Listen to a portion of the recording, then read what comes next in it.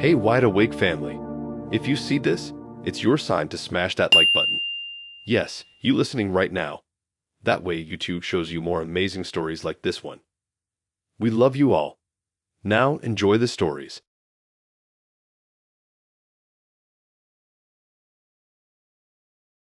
I didn't plan to write this anywhere. I wasn't even going to post it.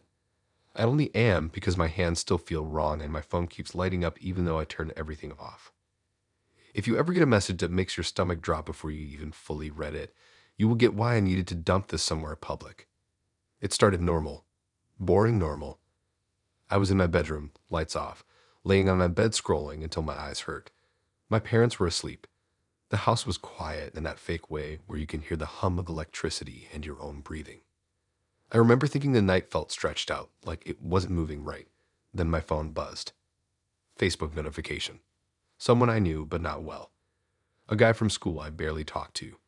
We were friends on there because everyone was. No big deal, except the message preview did make sense. It said he was asking why I was in his room. I actually laughed at first, like a nose exhale laugh. I thought he was messing around or sent it to the wrong person. I opened the app. The full message was there, and it wasn't a joke. It was specific. It said I had been standing near his closet and touching his stuff. It said he watched me leave. I was still sitting on my bed. I had not left my room all night. I checked the time. It matched now, not earlier, not hours ago. It was current. I scrolled up. There were no other messages, just that one. I started typing, then stopped. I didn't want to say anything that could make it worse or confuse things. Before I could decide, my phone buzzed again. Another message. This one said I wasn't funny and that he was going to ask his dad if he saw me come in. That was when I felt it. Footsteps. Not loud. Not dramatic. Just a soft sound of weight shifting behind me, like someone stepping raw on carpet. My room door was closed. I didn't turn around right away. My brain tried to give me excuses. House noise. Pipes. Imagination. But the steps were too close, like right behind my chair. I spun around. Nothing was there. I jumped up and flipped the light on. My room was exactly the same. Door closed. Window locked. Nothing moved. I stood there breathing hard, staring at every corner like something would blink. Another buzz. Another Facebook message. This time he said I should stop pretending because he could still smell my shampoo. I froze. I had used a new one that night. My mom had bought it earlier that day. No one outside this house should know that smell. I locked my door even though it already was. I pushed my desk chair under the handle like that would help. I kept my light on. I sent one message back, trying to be calm, saying I was at home and had not been anywhere near at his house. I didn't accuse him. I did joke. I just stated it. The reply came fast. He said then who was still in his room. I sat on the floor and pulled my knees in. I could hear my own heart. I kept checking my room, my phone, the door. Nothing changed. I checked his profile. Normal posts. Memes. Old photos. Nothing weird. His location showed online. I asked for a photo, not in words like a conversation, just typing it out and sending it before I could overthink. There was a pause, long enough for my brain to run wild. Then a photo loaded. It was his room. Messy bed, posters on the wall, his desk, and in the corner of the photo, reflected in the dark screen of his monitor, was someone standing. It was my shape, my hoodie, my hair pulled back the way I had it that night. I dropped my phone. It slid across the floor. When I picked it up again, the screen had another message waiting. He said I had turned my head when the flash went off. I started crying without realizing it. Quiet, trying not to make noise. I didn't know what to do. Calling the cops felt stupid. Waking my parents felt impossible. I just sat there, refreshing the app, watching the little online dots stay green. Then the messages changed tone. Not angry, confused. He said the person wasn't moving now. He said it was just standing there, facing his door. He said it wouldn't respond when he yelled.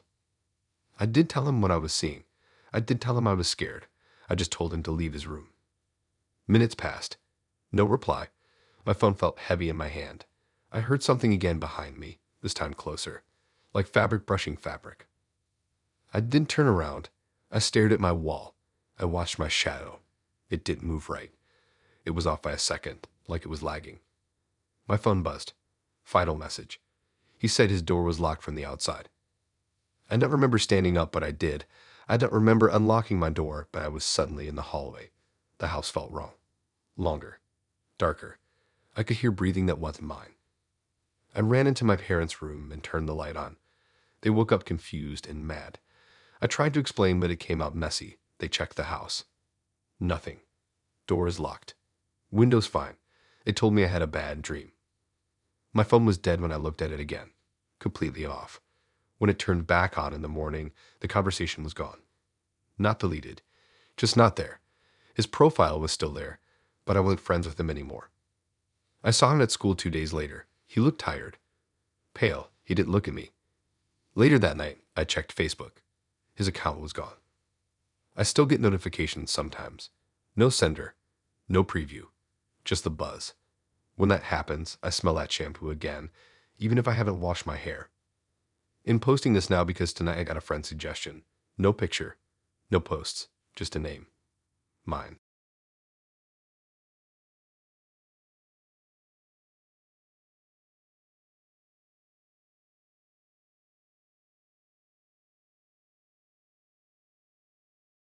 I didn't even think twice before posting it.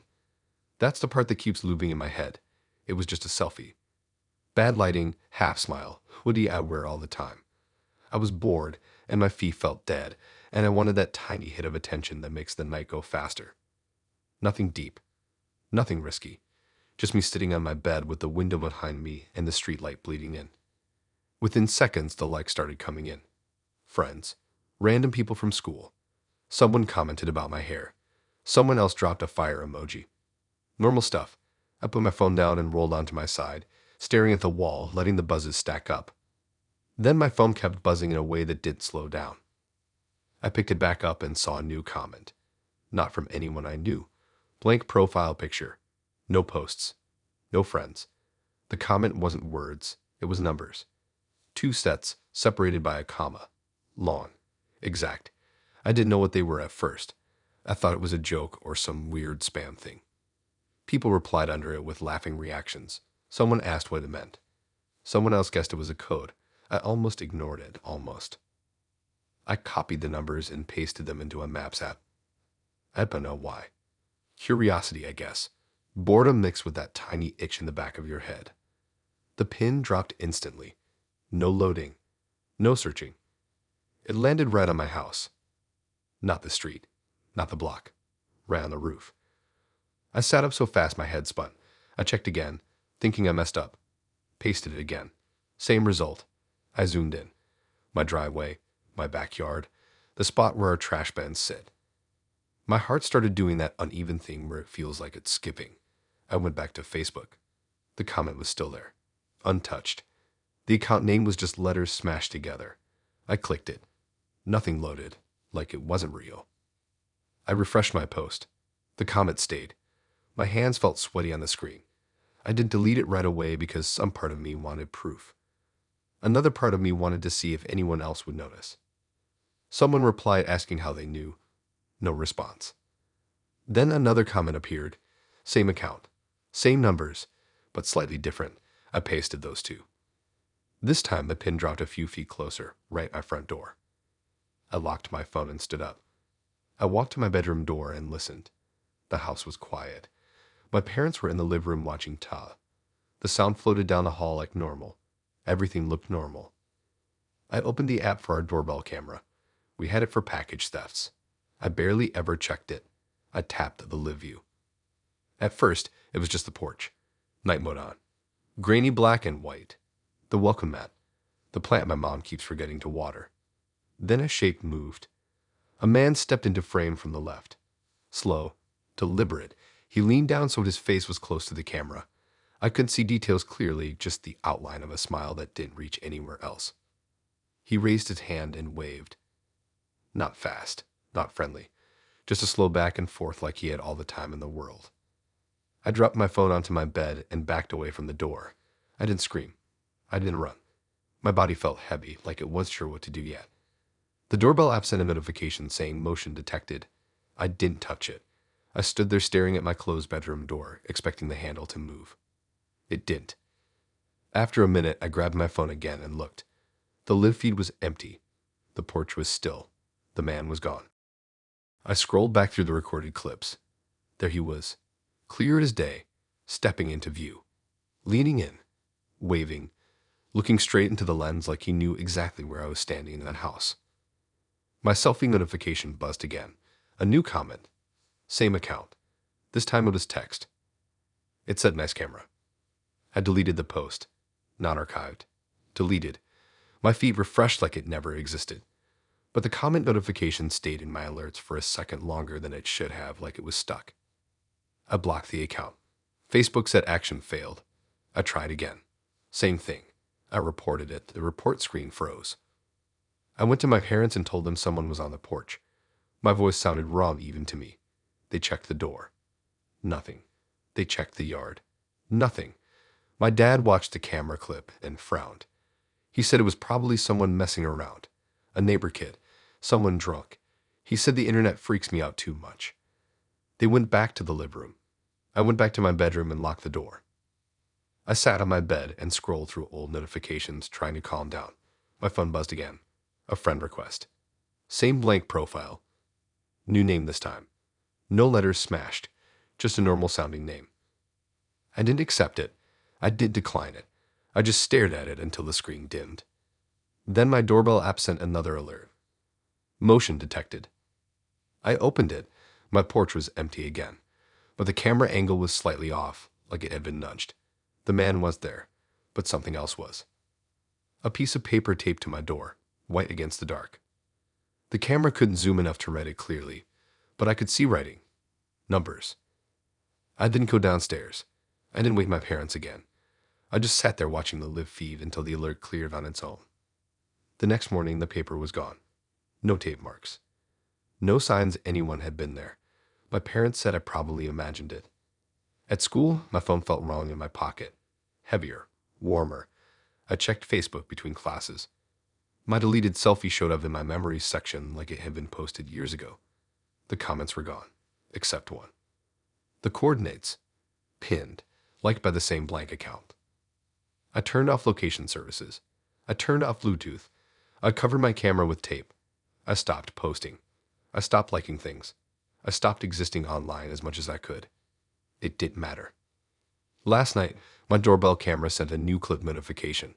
I didn't open it. I already knew what it would show. This morning, when I finally checked, there was no man, just my front door, and taped to it, another piece of paper. This time, it was just my name.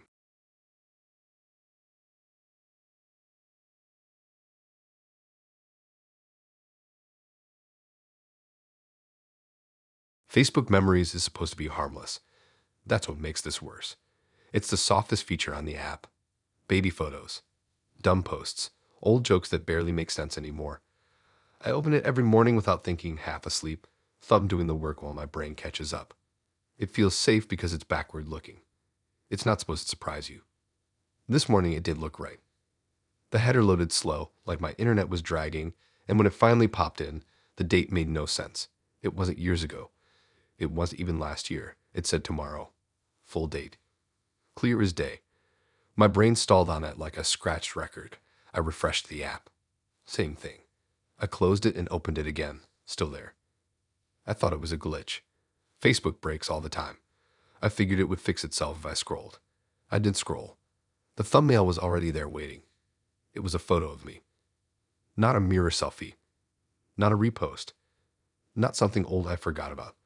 It was me sitting in a chair I didn't recognize, wrists pulled behind the backrest, ankles bound to the legs. My head was tilted forward just enough that my eyes were aimed straight at the camera. I was staring like I knew it was there. I dropped my phone on my bed and just stood there. My room felt louder suddenly, like every tiny noise had turned up. The ceiling fan, a car passing outside, my own breathing sounding too close. When I picked the phone back up, the image was still there. The caption area was empty. No likes, no comments, just a memory header and a date that had no right to exist. I tapped into the photo. It opened full screen. My stomach sank lower the longer I looked. The lighting was dim but not dark. The walls behind me were bare. Concrete, maybe. The floor looked rough. Not a basement I've ever been in. Not my house. Not any friend's place. My face was the worst part. Not scared like in movies. Not dramatic. Just tight. Jaw clenched. Eyes open too wide, like I was trying to hold still. I checked the details. Uploaded by me. Privacy set to only me. Posted tomorrow at 2:14 a.m. It was barely past noon. I scrolled down expecting to see comments from friends joking about it or asking questions. There was nothing. The post had zero interaction, like it had been invisible until now. I went to my profile. The photo was there. I checked my activity log. Nothing. I searched my photos. Nothing. Only the memory showed it, like a crack in the app that let something slip through early. I took screenshots, 3 of them. My hands were shaking enough that the first one came out blurred. I sent them to myself in messages just to anchor them somewhere else. Proof I was imagining it. Then the memory refreshed on its own. The photo changed. Same chair, same room, same date, but my head was turned slightly now. Just enough that one eye was more visible than the other. My mouth was open like I had been breathing through it. I felt sick. I checked the timestamp on the screenshots. They were minutes apart. The photo had updated in that time. That meant something had changed after the first version. I locked my bedroom door even though no one ever comes in. I pulled the curtains closed. I sat on the floor with my back against the bed and kept the app open like watching it would stop it from moving again. It didn't update for a while. I tried to distract myself by scrolling other things. Reels, messages, group chats. Nothing stuck. My eyes kept drifting back to the memory tab. Around mid-afternoon, it changed again. This time my head was slumped forward, hair falling into my face. I could see a dark mark on my wrist where the rope were taped again. The camera angle was closer now, like whoever was taking it had stepped forward. I stood up and paced. My living room felt too open, so I stayed in my room. I did tell my parents. I didn't know how to explain a future photo without sounding unhinged. I didn't call anyone. I didn't want this to spread before I understood it. I checked my location history. Nothing unusual. I checked my calendar. Nothing planned. I checked my messages for weird requests or meetups. Nothing. I checked the metadata on the screenshots. No location data. No device info. Stripped clean. As the day dragged on, I kept noticing little things that matched the photo. A scrape on my knuckle that I don't remember getting. A bruise on my thigh that was there yesterday. Dirt under my nails even though I had been outside. Every time I went back to memories, the photo was a little closer, a little worse, like it was filling in frames of a video. By evening, my face was tilted up again. Eyes locked on the camera. There was something new behind me now. A shadow on the wall that didn't match my shape. I tried to log out of Facebook. The app froze. I tried again. It crashed. When I reopened it, the memory was the first thing that loaded like it wanted to be seen. I turned my phone off and left it off for hours. I sat in my bed staring at the wall, listening to my parents move around the house. Dinner happened without me. I told them I was hungry through the door. My voice sounded far away to my own ears. When I turned my phone back on, it buzzed immediately. Facebook notification. Memories updated. The photo now showed my chair tipped slightly to one side. My shoulders twisted like I had tried to pull free. My eyes looked wet, red around the edges. I read the time on the memory again. Still tomorrow.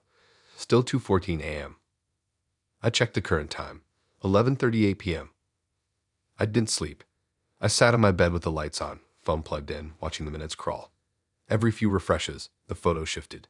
My head leaning, my mouth closing, my breathing slowing. At 2:13 a.m., the app refreshed on its own. The photo stopped changing. It was close enough now that I could see my pupils clearly. I was staring straight into the lens, not at the person behind it, at whoever would be looking later. At 2:14 a.m., the memory vanished. No error, no loading, just gone. I went to my profile. Nothing. I went to memories. Normal posts from years ago. I searched my phone for the screenshots. They were gone. It's morning now. My wrists hurt. My ankles ache. There's a rope burn around my skin that was there yesterday. My phone just gave me a notification.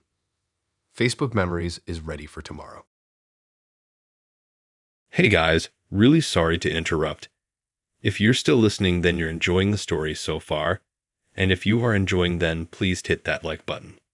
That's all I ask of you. Thanks so much. Now back to the stories.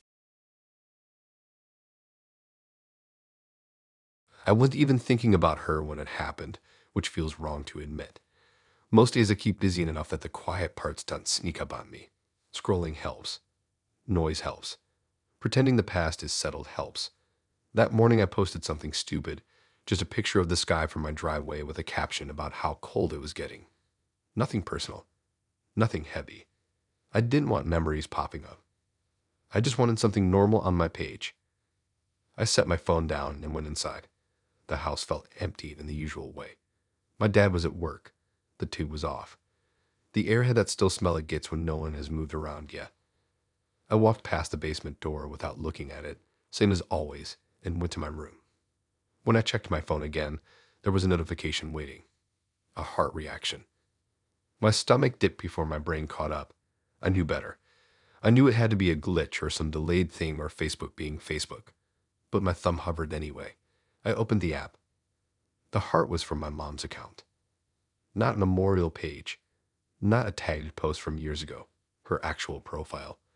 The one with her old profile picture. The one we never deleted because it felt like erasing her twice. She'd been gone for 3 years. I stared at the screen, waiting for it to change. Sometimes apps refresh and things disappear. This did. The heart stayed bright red under my post, right next to reactions from friends. I clicked her name. The profile loaded.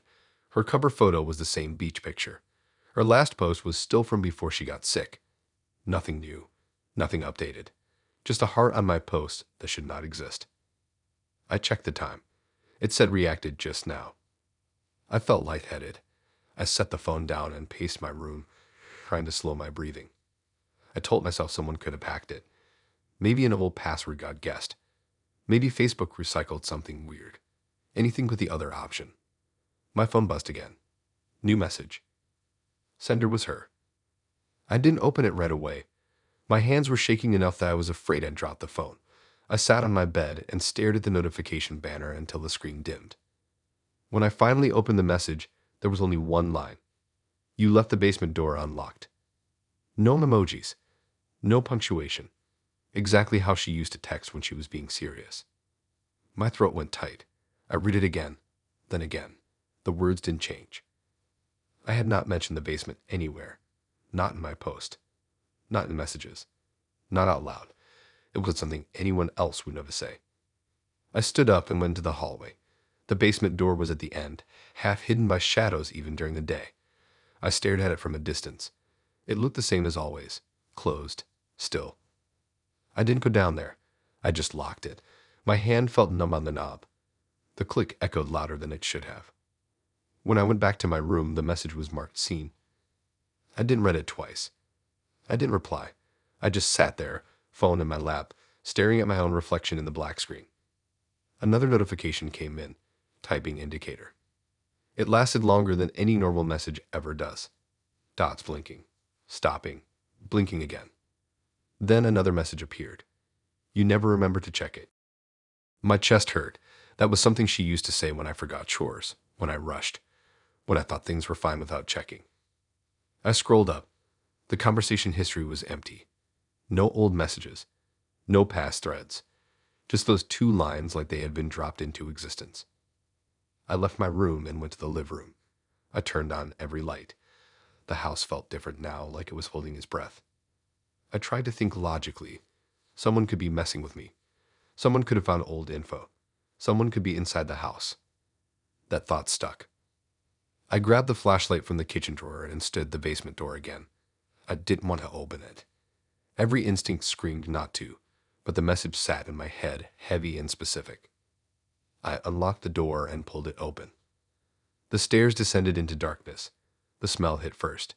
Damp concrete. Dust. Something old and metallic. Nothing unusual, but everything felt sharper. The light switch at the top didn't work anymore. It had since she got sick. I never fixed it. She used to remind me. I didn't go all the way down. I shined the flashlight along the steps. Boxes, laundry piles, the old freezer. Everything where it should be. Except the door at the bottom. The storage room door was open. It was always closed. Always. My dad made a rule about it because the latch was broken. My mom hated that door being open. I backed up the stairs and shut the basement door again. Locked it. Checked it twice. When I looked at my phone, there was another message waiting. Thank you. I felt tears burning, but I didn't cry. I couldn't. My body felt stuck in that moment between panic and denial where nothing comes out. I checked the profile again. Still the same. No new posts. No activity log showing the reaction or messages, like it had all happened in a side channel only I could see. I went to message my dad, then stopped. How do you explain something like this without sounding unwell? How do you tell someone their wife just reminded you to lock a door? I slept with my light on that night, my phone on my chest. Every buzz made me jump. Around 3 a.m., I woke up to another notification. I didn't open it. In the morning, the message thread was gone. Completely. Like it had never existed. The heart reaction was gone too. My post looked normal. Boring. Harmless. I checked the basement door. Still locked. I checked the storage room later with my dad home. It was closed. He asked why I looked tired. I said I didn't sleep well. Before I left for school, I noticed something on the fridge. A note in my mom's handwriting. Old, faded, one she used to leave me all the time. Don't forget the basement door. I asked my dad when he put it up. He said it had been there for years. I swear it was there yesterday. My phone buzzed while I was standing there. Facebook notification. Your memory from today. It was a post from years ago. A picture of me and her in the basement, smiling, door wide open behind us.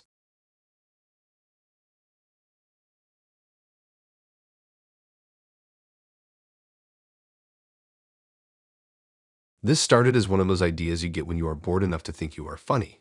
It wasn't deep. It wasn't brave. It was just late. My brain was fried, and Facebook Live was right there begging to be used for something dumb. I had seen people stream study sessions, empty rooms, at sleeping. I thought streaming my sleep would be harmless. A joke for friends, something to wake up and laugh at. I set my phone on my dresser facing my bed. The angle wasn't great, but you could see most of the room, my bed, my closet door, the corner near my window. I titled it something lazy about sleeping and hit go live. A few friends reacted right away with laughing faces. Someone commented that I snored. Nothing serious. I brushed my teeth, came back, waved at the camera, and flopped onto my bed. Lights off. Curtains half closed. Street light glow leaking in. I could still hear notification sounds as I drifted, but I did check them.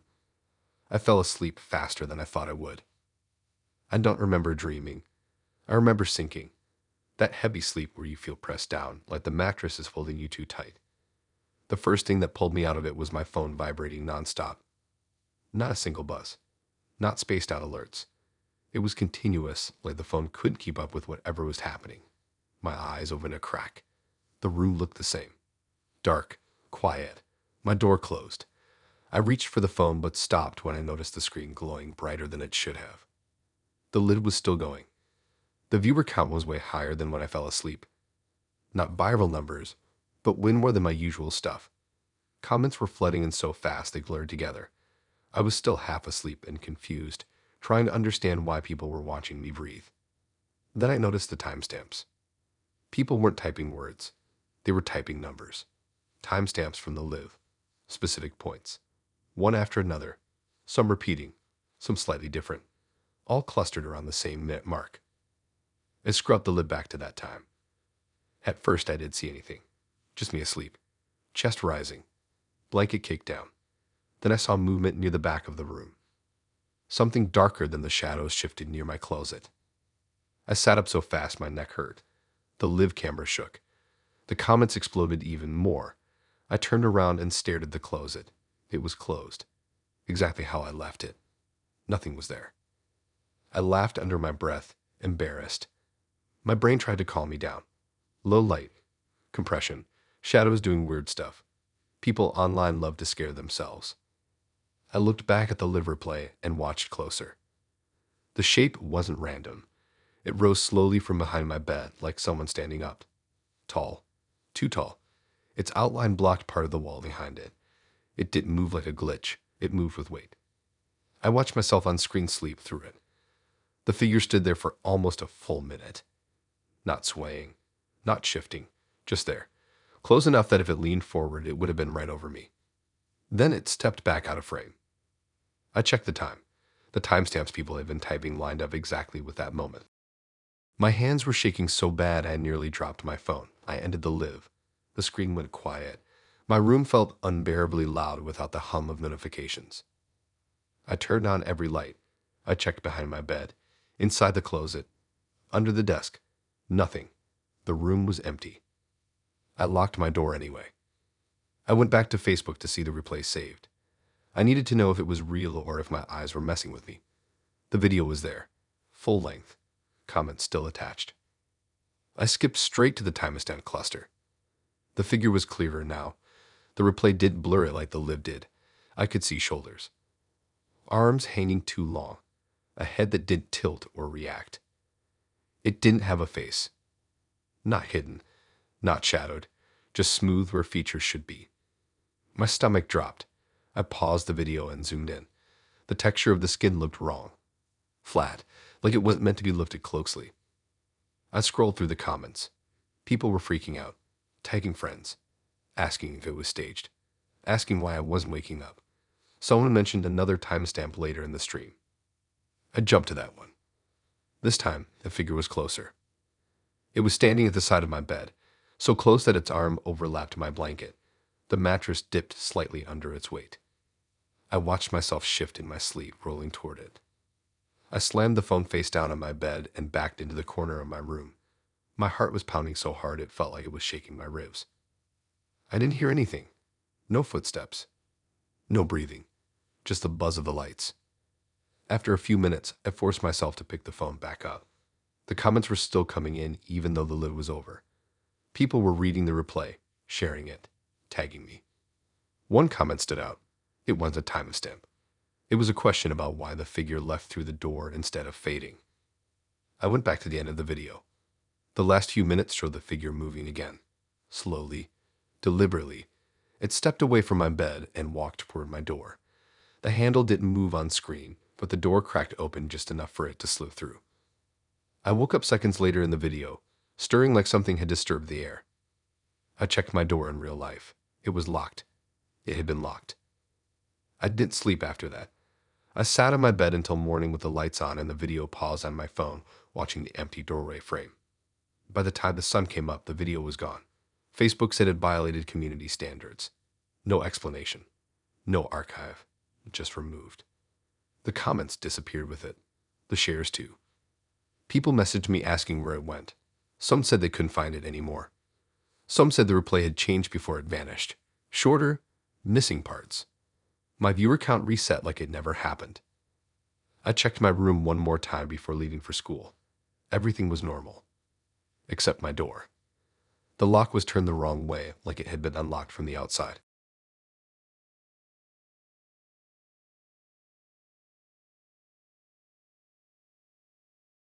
I didn't go looking for it.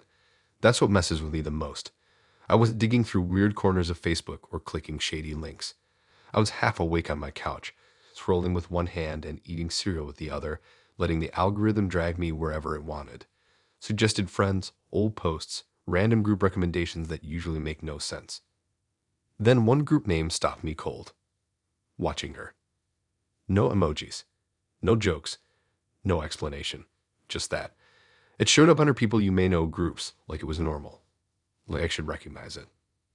I stared at it longer than I meant to. The group was private. No cover photo. No description. Member count hidden. The only thing visible was one mutual member. Me.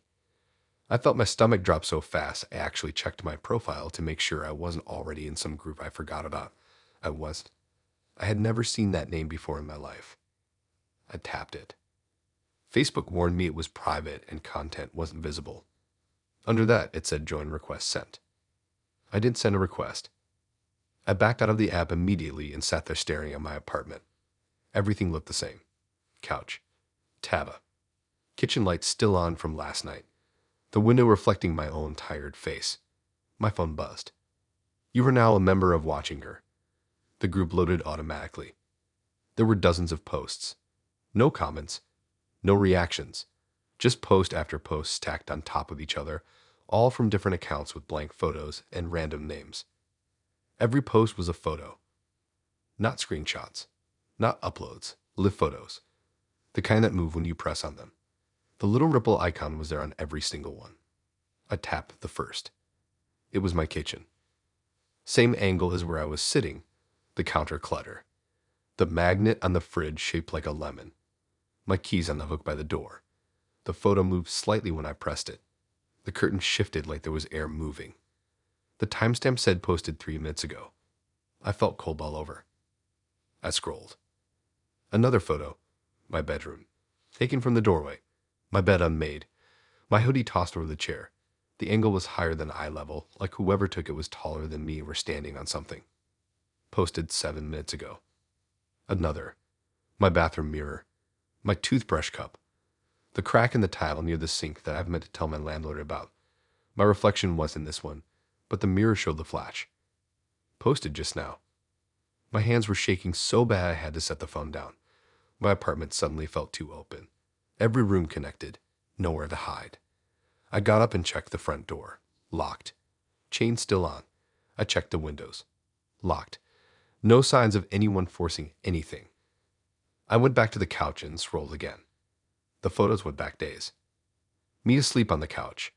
Me standing at the stove. Me sitting at my desk on my laptop. Me changing shirts with my back turned. Every angle was wrong. Corners I never sit in. Heights I never use.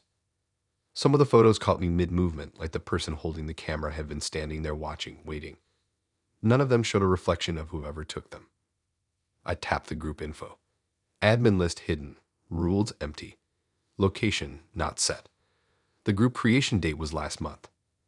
The name watching her sat at the top of the screen like a weight. I tried to leave the group. The button didn't work. I tried again. Nothing happened. I refreshed. Still a member. A new post appeared at the top. A lid photo of me sitting on the couch, phone in my hands, staring at the screen. Posted just now. I dropped the phone and jumped up. My heart was pounding so hard I could hear it. I spun around, scanning the apartment like I had just woken up somewhere unfamiliar. Nothing moved. The live photo replayed in my head, the angle, slightly above and behind my left shoulder, exactly where the hallway opens into the living room. I backed toward the wall, keeping my eyes on the hallway. My apartment was small. 1 bedroom, 1 bath, nowhere someone could hide without being obvious. My phone buzzed again. Another post. This one was from the bedroom. The camera was pointed at the doorway. The bed was visible. The closet door was open a crack. The live photo movement showed the closet door opening a little more. I felt dizzy. My legs felt weak like they might give out. I grabbed my phone and ran out the front door without even grabbing shoes. I did look back. I did lock it. I just ran down the stairs and out onto the sidewalk, breathing hard, phone clutched in my hand. I sat on the curb and scrolled the group with shaking fingers. New posts kept appearing.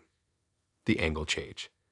Now they were outside my apartment door, close enough to see the scuff mark near the handle, the number plate, the small scratch shaped like a lightning bolt. Posted just now. Then another. Inside again. This one showed the open front door. My couch empty. The room quiet. The lid photo moved. The door slowly swung shut.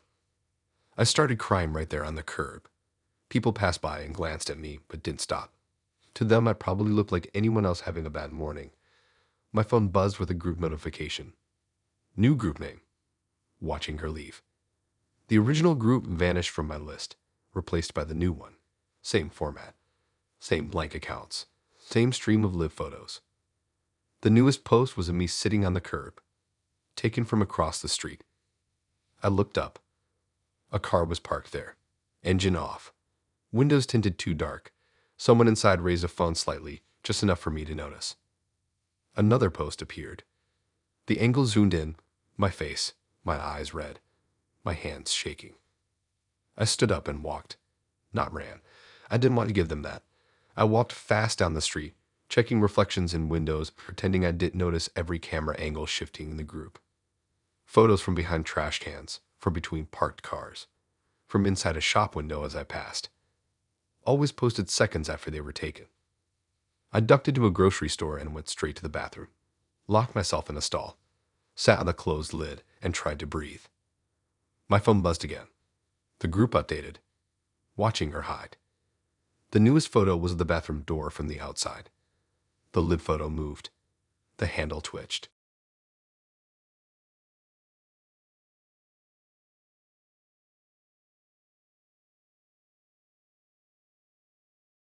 Facebook suggestions are usually background noise. Faces I barely remember. People I met once and forgot. I scroll past them without thinking, like ads. That's why this hit so hard. It didn't feel random. It felt placed there on purpose, like it wanted me to notice. I had just woken up. Phone still warm from charging. That foggy morning head where you hadn't fully caught up with reality yet. I opened Facebook out of habit, thumb moving before my brain. The first thing on my feed was a post. It was a friend suggestion card. A stranger's face. Blurry profile pic. No smile. Just a sideways angle like they didn't care how they looked online. Under their name it said one mutual friend. Me. I actually blinked and leaned closer to the screen. Sometimes it says that when someone has a similar name or shares a page, but this didn't say mutual pages. It said mutual friend. Singular. I tapped it to make sure my eyes weren't playing tricks. Mutual friends. You. I felt that cold drop in my stomach, like when you miss a step on the stairs. I checked my friends list right away. Nothing weird. No duplicate account. No fake profile with my name. Just me. Same profile picture I've had for months. Same bio. Same everything. I went back to the suggestion. The stranger's profile loaded slowly, like my internet was lagging. No posts. No photos.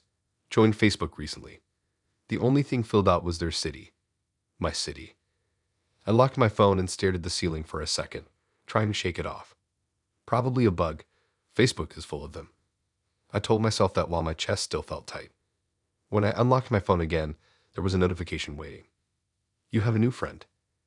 I didn't accept anyone. I opened it anyway. The stranger was now on my friends list. No request pending. No accept button history, just added.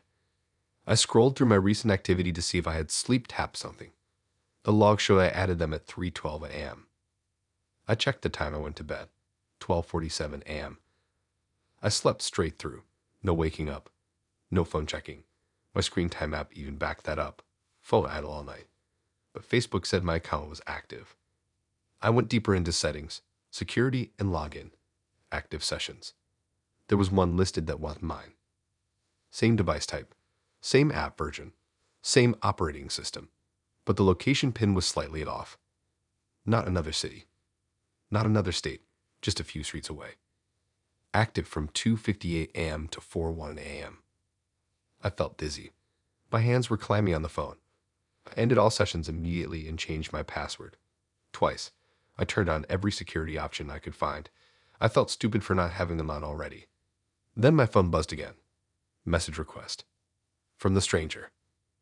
I didn't open it. Just seeing the notification made my heart pound. I backed out to my home screen like that would protect me somehow. A new notification popped up right after. Facebook memories. From last night. I hadn't posted anything. I tapped it, already feeling sick. It was a photo, taken from my front camera. Me asleep. Mouth slightly open. Phone held above my face at an angle I never use. The lighting was wrong too, like the screen brightness had been turned all the way down. The timestamp was 3:16 a.m. The caption was blank. Privacy set to only me. I dropped my phone on the bed and sat there breathing hard. My room felt unfamiliar suddenly, like I was seeing it from the outside. My door, my dresser, the chair with clothes piled on it. I picked the phone back up and checked the photo details. Uploaded by me. Device listed as my phone. No edits. My reflection in the black screen looked pale and scared. I went to delete the photo. The delete option was grayed out. I refreshed the page. The photo changed. Same angle. Same lighting. But my eyes were open now. I didn't remember waking up. I scrolled the comments. There was one reaction. A thumbs up. From the stranger. I checked my friends list again. My profile appeared twice. Same name. Same picture. Same bio. One had been active 5 minutes ago. I tapped the second one. It opened like a normal profile. Timeline empty. Friends hidden. Profile picture updated just now. It was the photo of me sleeping. I felt like I was going to throw up. I locked my phone and stood up, pacing my room. My floor creaked under my feet. Every sound made me jump. I thought about waking my parents, then remembered I didn't live with them anymore. Apartment, thin walls, neighbors I barely knew. I sat back down and forced myself to open the phone again. The stranger had sent another message. I didn't open it. My duplicate profile posted something new. A status update. Last night was productive. People were reacting to it, laughing reactions, confused comments, tagging me, tagging the wrong me. I tried to report the account. The report form errored out. I tried again. Same thing. My phone buzzed nonstop now. Notifications stacking. People messaging asking what was going on, why I posted weird stuff, why I was up so late. I typed replies, then deleted them. I didn't know what to say without sounding unhinged. Then the stranger posted, on my wall, a photo of my bedroom door from the hallway side, taken just now. I froze, stared at my actual door. It was closed, locked. I had locked it earlier without thinking. The photo updated. The door was open a crack. I didn't move. My body felt heavy, like it wouldn't listen to me. My phone vibrated again. The duplicate me went live. The live thumbnail showed my bedroom. My bedroom. From the corner near the ceiling. I could see myself sitting on the bed, phone in my hands, staring down at the screen. The viewer count started climbing. I looked up slowly. There was nothing in the corner, but the live kept going. The duplicate account was active. The stranger was watching. My phone buzzed one last time. Friend suggestion. Mutual friend. You.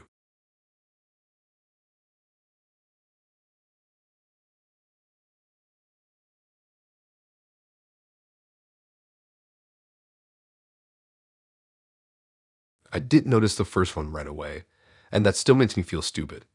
It popped up like any other tag notification, buried between birthday reminders and group posts I never asked to join. I was half asleep when I saw it, thumb moving on autopilot, clearing alerts without thinking. Someone tagged you in a photo. I assumed it was a bad angle from a party or a repost from years ago. Something annoying but harmless. I almost ignored it. Almost. When I opened it, my brain stalled. It was me, asleep, on my bed, taken from the foot of it, angled slightly down like the person holding the phone had been standing. I stared at the screen, waiting for recognition to kick in. Some memory of a friend crashing over. Some explanation that made sense. None came. The sheets were the ones I use now. The hoodie tossed over the chair was the one I wore yesterday. The timestamp said posted an hour ago. The account that tagged me had a normal name. No numbers. No word symbols. Profile picture was a blurry photo of a hallway. No face. No posts. Joined Facebook a few months ago. I checked the location on the photo. None listed. I told myself it had to be fake. Defake. Edited. Someone messing with me. Except the angle was wrong for that. Too specific. Too close. And I remembered waking up earlier with that odd feeling that someone had been watching, the kind you shrug off because you don't want to sound dramatic.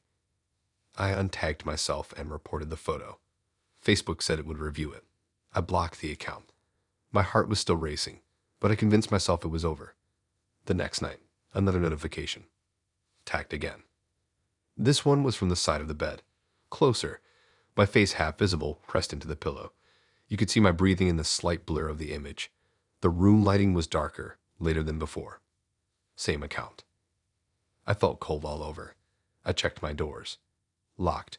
Windows. Locked. I checked my closet. Empty. I checked under the bed, even though I hated myself for doing it. Nothing. I barely slept that night. Every sound felt sharp. My phone stayed face up on my chest like a shield. In the morning, the photo was gone. Not removed by Facebook. Just gone. Like it had never been posted. The notification disappeared too. I thought maybe that was the end. I wanted it to be. 3 nights later, it happened again. This time the tag came while I was still asleep. I woke up to my phone buzzing nonstop. Messages from friends asking if I was okay. Asking who the guy was. Asking why I was letting someone post this stuff. I opened the app and felt my stomach drop. The photo was taken from the doorway of my bedroom. The door in the photo was open wider than I ever leave it. The hall light was on. The angle was higher, like the person was holding the phone at chest level. You could see my whole body on the bed. And in the mirror on my dresser, barely visible, was a reflection of the phone taking the photo. I didn't recognize the hands holding it. I sat up so fast I got dizzy. I looked at my door. Closed. Locked. Just like I always keep it. I checked the mirror. No one there. I blocked the account again, even though it was already blocked. I changed my privacy settings. I turned on review for tags. I locked my account down so hard it barely felt like mine anymore. Facebook sent me a message saying the content didn't violate anything. Friends kept messaging. Some thought it was a prank. Some thought it was fake. One asked if I was trying to get attention. I stopped replying. That night, I didn't sleep in my bed. I dragged a blanket to the living room couch and left every light on. I told myself it was temporary, just until I calmed down. At 2:11 a.m., my phone buzzed. Tagged again. The photo was from the living room, taken from the corner near the ceiling. I was asleep on the couch, mouth open, arm hanging off the side. The tib was off. The room was dark except for the glow from the streetlight through the window. The angle made it clear the person had been standing there for a while. I felt sick. I checked the doors again. Still locked. Windows locked. Nothing broken. Nothing forced. I went to my building manager the next day. Asked about cameras. Asked about spare keys. He said nothing was missing. No reports. No one else complained. That night, I didn't stay home. I crashed at a friend's place and didn't tell anyone where I was sleeping. I turned off location services. I did check Facebook before bed. In the morning, there was another tag. The photo was of me asleep on my friend's couch, taken from the hallway. I felt my chest tighten like I couldn't get enough air. I showed my friend. Her face went pale. She swore no one else was there. Swore the door had been locked. Swore she would have heard something. The account name changed after that. Different name. Same photos. Same tagging.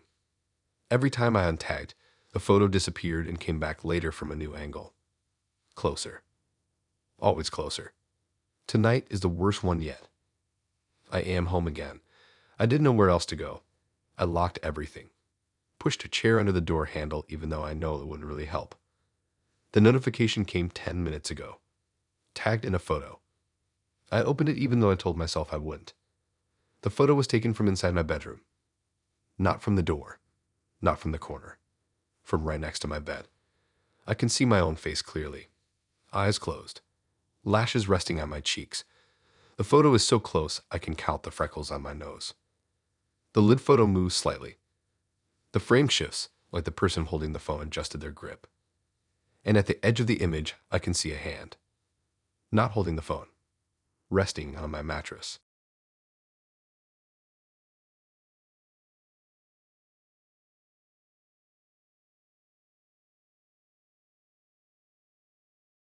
It started off like a normal night. I was scrolling through Facebook, half paying attention, half just letting my thumbs move on their own. That's when I noticed it. A profile. My name. Same picture. Same everything. Nothing else filled out. No friends, no posts, nothing. It had to be a fake, right? Someone trying to prank me or mess with me.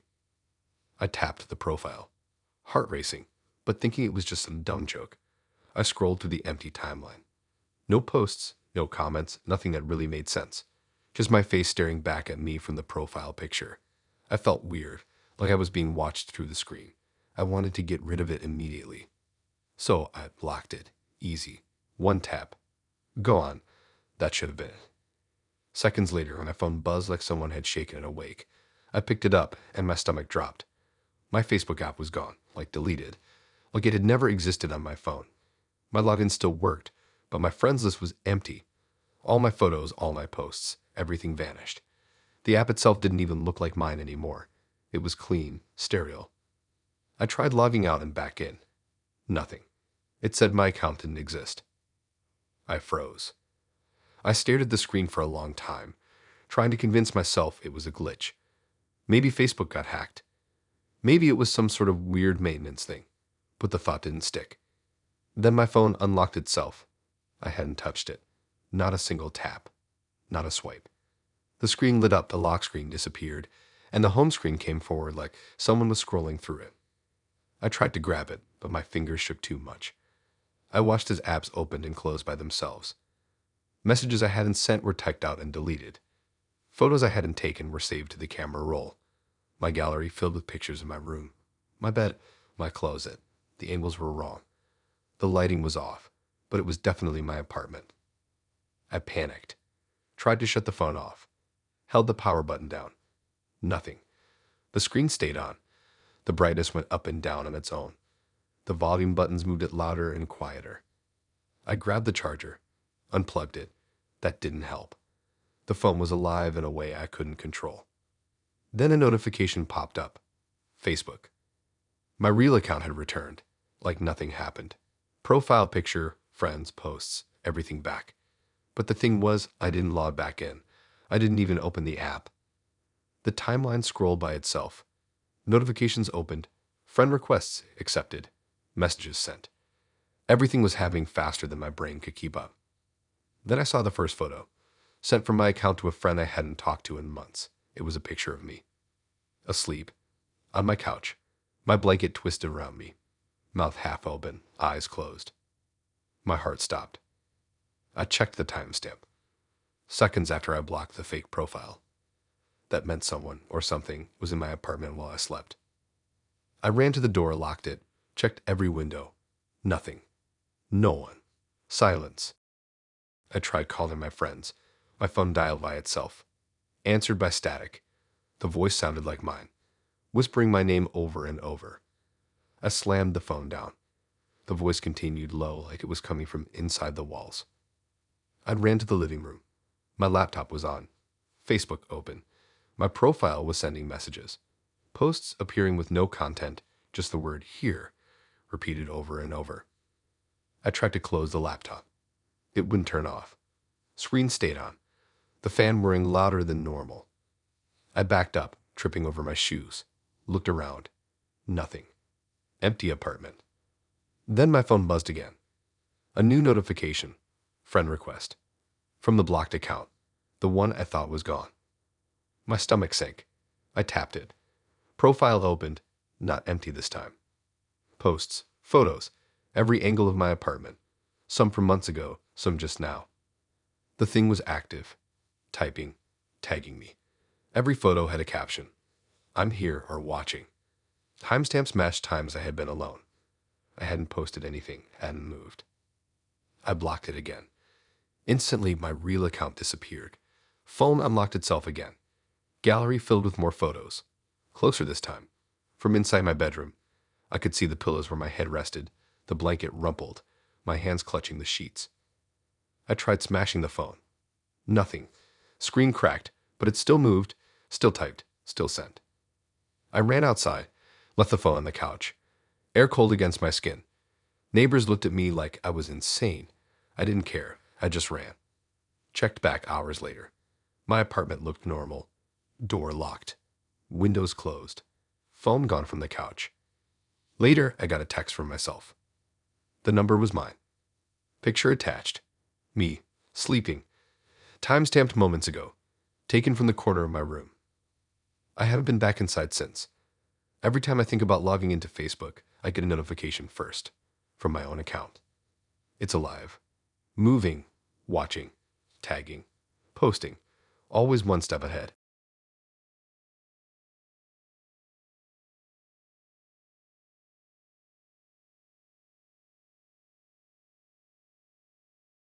I was scrolling through Facebook before bed, just like I always do, letting the feed autopilot through my thumb. The usual posts, the same old memes, people bragging about food or vacations. Then it hit me. Facebook memories. I didn't think much of it at first. Usually it's just old selfies or photos from dumb parties I can barely remember. But this one stopped me cold. It was me, sitting in a hospital bed, holding a newborn. I blinked a few times, thinking maybe it was a weird angle or some glitch. The baby looked real tiny and fragile in my arms. The caption below made my stomach twist. She won't remember giving birth. I froze. My brain refused to process it at first. Giving birth? When? I have no children. I've never even been pregnant. I scrolled back and forth, thinking maybe it was a prank. Maybe a friend uploaded it to mess with me.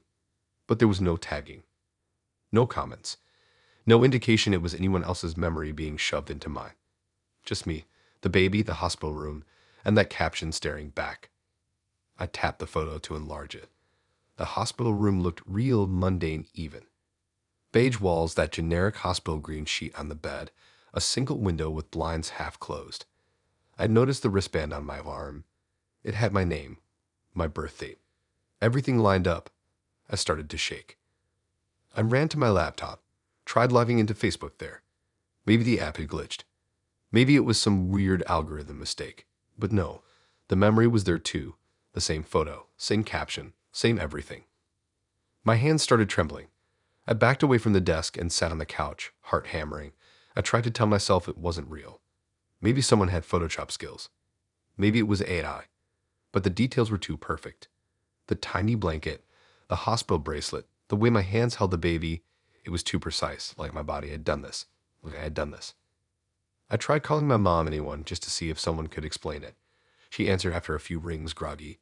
I asked her if she remembered me ever being in the hospital with a baby. She laughed at first, said I was joking. I didn't laugh. She got quiet after a moment and said no. She had no idea what I was talking about. That didn't help. I checked my room, my apartment. Nothing seemed different. Everything normal. But I couldn't shake the image in my head. The baby, my hands, the caption. I kept thinking maybe it was a dream I'd forgotten. Maybe some memory implanted in my sleep. But no dream would have the level of detail in that photo. Then things got worse. The memory kept coming back. Not just on Facebook. Notifications, suggested posts, even ads. A baby monitor ad showed my arms holding a baby that looked exactly like the one in the photo. A parenting group suggested I join, and when I clicked it, the image of the hospital room popped up, full screen, like it was a video pause in the exact moment I held the newborn. I didn't sleep that night. I stared at the ceiling, watching shadows stretch across the walls. Every time my phone buzzed, I flinched. I was afraid to scroll, afraid to look anywhere near Facebook. The next morning, my feed was full of posts about new mothers. Stories about babies, photos of hospital rooms. It was subtle at first, then more direct. Some posts had captions like the one in my memory, phrases like "she won't remember giving birth" and "first moments are fleeting." All images were taken in rooms that looked like mine. I tried to explain it to a friend. She said maybe it was just a weird coincidence. She suggested I take a break from Facebook. I agreed, even though my gut told me it wouldn't stop. I logged out for the day, tried to stay busy, tried to forget. But that evening, I got a notification. A friend tagged me in a photo. I panicked, expecting something new, but it was the same hospital image, same caption. Only now the photo had changed slightly. The baby's eyes were open, staring right at me, wide, unblinking. I dropped my phone, scrambled across the living room, heart racing, picked it up, zoomed in. The baby's gaze followed me. It wasn't just looking at the camera, it was looking at me. I ran to the window, street lights outside. Everything normal. No one. I turned back to the phone. The image was gone, just the usual feed now. I tried to leave Facebook completely, deleted the app, logged out, cleared cookies. Nothing. Moments later, my phone buzzed. An email notification. Subject line, memory upload. I opened it. A hospital photo. The baby, the caption. I started checking the apartment. Closet, kitchen, bedroom. Doors locked, nothing out of place. I felt a presence, though, like someone or something was watching from the corners. My body felt tense. I couldn't focus on anything. Over the next days, the memories kept coming. Sometimes in my sleep, sometimes on my phone, sometimes just in the corner of my vision when I walked around. The photo always there, caption always the same. She won't remember giving birth. I looked at my calendar. Nothing marked. No appointments. No events. Nothing that explained the hospital. I even checked my own photos. My camera roll, cloud storage. Nothing. No newborn. No hospital. No evidence, just the Facebook memory. I thought maybe it was a virus or glitch. I reset my phone, wiped it clean, reinstalled apps, logged in. Nothing else appeared except that memory. Untouched, like it had been waiting for me to see it. I stopped going to bed early. I stopped leaving the lights off. The apartment felt alive in a way it hadn't before. I kept imagining someone standing in the doorway, holding a camera, capturing me holding that baby that shouldn't exist. I don't know if it's Facebook, some algorithm gone wrong, or if it's something else entirely. All I know is the photo is real. My hands, my arms, the baby, a hospital room. The caption, it's impossible and yet undeniable. I can't escape it. Even now, when I close my eyes, I see the tiny face of that newborn staring back at me.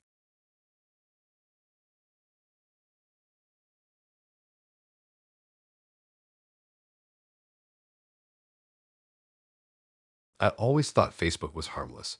Scrolling through memes, old friends posting updates, the occasional throwback photo popping up. But then it started. At first, it was nothing. A like on an old post here, one there. The posts were from years ago, silly photos, dumb captions, nothing anyone would care about. I didn't think much of it. People dig through old posts sometimes, right? Then I noticed the timing. Every night, 3:17 a.m., like clockwork. At first, I tried to laugh it off. Maybe it was a time zone thing. Maybe someone was bored, but it didn't make sense. The same account, same timing. I started watching, logging off my phone, waiting to see if it was just random. But every night, like a bad joke, there it was. A new like at 3:17 a.m. Curious, I clicked on the profile. And that's when it went from weird to terrifying. The cover photo was my house. My actual house. Taken at night. Dark, almost invisible except for the outline of my roof and the faint light from the window I always leave on in the living room. I didn't recognize the person at first. The profile picture was some random stranger, blurry, nothing personal. But the house was mine. Taken from the street maybe, but the angle was strange. It wasn't a picture you could take from the sidewalk without being seen. It looked like someone was standing on the edge of my yard, camera raised, waiting. I checked every window, every corner of my house. Nothing. No signs of anyone outside. I lived on a quiet street. No one ever walked by at night. The next night, 3:17 a.m. came. My phone buzzed. The like, same profile. I stared at the screen, my hands shaking. Then I noticed something else. The photo in their posts. Subtle at first, just shadows in the corner, barely visible. But if you looked closely, it was my backyard. The back door. My car in the driveway. My cat sleeping on the porch. Someone had been inside my property. I didn't sleep. I kept all the lights on, checked every lock. The doors, windows, even the garage. Everything was secure. But the likes didn't stop. 3:17 a.m. every night. A notification. My house in their photos. Always closer. Always darker. Always more inside. I called the cops eventually, but what could I say? A Facebook profile liking my posts. They asked if I had screenshots. I showed them. They said it was disturbing, but digital evidence like that was hard to track. They suggested cameras. I bought a few, placed them around the house. Motion sensors, outdoor cams, even the doorbell camera. The next morning, I checked the footage from the night before. Nothing. No movement. No one. Just me, asleep in my bed. I thought maybe it was some sick joke. A stalker using Facebook to mess with me. But the photos told a different story. Sometimes you could see faint figures in the background. Sometimes it was just a shadow where it didn't belong. A silhouette in the window when I was sure the blinds were closed. I stopped posting online altogether. Tried to stay off Facebook, logged out permanently. But the account kept liking posts, even ones that weren't mine. Posts from old friends, old events, old check-ins. The same 3:17 a.m. pattern. I installed more cameras inside the house. No one appeared. No break-ins. No forced entries. Just those shadows. One night, unable to sleep, I checked the Facebook profile. Scrolling through the photos. Everyone was my house. From different angles, different rooms, different times of day. It was impossible. Someone would have to be inside. They weren't inside. I thought about moving. I really did. Started packing things, thinking maybe a new address would end it. But before I could, the next 3:17 a.m. came. My phone buzzed. The notification was different. This time the photo was taken from inside my bedroom. From the corner where my bed is. I could see my side of the bed, my nightstand, my laptop. And me. I froze. My breath caught. My hands trembled. How could this be? No one was supposed to be in here. The doors were locked. The cameras inside caught nothing. I looked around the room. Everything seemed normal. No signs of anyone entering or leaving. No footprints, no broken locks, nothing. But the photo on my phone didn't lie. It was my room from the corner. The angle only possible if someone was standing there while I slept. I didn't sleep at all that night. I stayed on the couch with all the lights on, phone in hand, refreshing Facebook, waiting. Morning came. The notification vanished. Like it was never there. I checked the cameras again. Nothing. Empty house. The next night, 3:17 a.m. Phone buzz, new photo. The corner of my kitchen, my fridge. My cat sleeping on the counter. Impossible angles. The pattern was clear now. It wasn't just my bedroom. It was every room in the house, every corner, every angle. Every night, closer, more personal. I stayed up all night the following nights, never leaving my phone, never sleeping. I tried to turn off notifications, delete the app, log out, everything. Nothing stopped it. The likes, the photos, the timing. 3:17 a.m. every night. I installed more cameras outside, set up motion detectors everywhere. No one ever came up the driveway. The street outside remained empty. I started thinking about my neighbors. Did anyone notice someone hanging around? Did anyone see the photos being taken? No, everyone was asleep when this happened. I tried to think logically. Maybe it was a glitch. Maybe someone hacked into my house, my cameras somehow, but the photos weren't just my house. They were my life. Objects I owned, angles only I knew, even things in the trash, random piles of laundry. I stopped looking at the phone altogether, tried to pretend it wasn't happening. But then the 3:17 a.m. light came. Notification buzzing in my pocket. I couldn't ignore it. The cover photo this time wasn't just my house. It was me, sitting on the couch, holding my phone, eyes wide open, staring at it. I live alone. No one should be here. No one should know when I'm awake or asleep. The camera footage still shows nothing. No one. Empty house. Quiet streets. Dark corners. But every night, 3:17 a.m., the photo comes again. And again. Closer. Inside. Personal. Watching. I can't leave the lights off. I can't sleep. I can't check Facebook too late. It's always there. My house, my life, captured from angles I shouldn't think about, times I shouldn't exist. I don't know how long it's been happening. Weeks, months, years. It doesn't matter. The 3:17 a.m. light comes, and the cover photo shows the corner I'm in. The shadow in the dark, watching, waiting. I don't know who it is or how they do it, only that they see everything. Everything.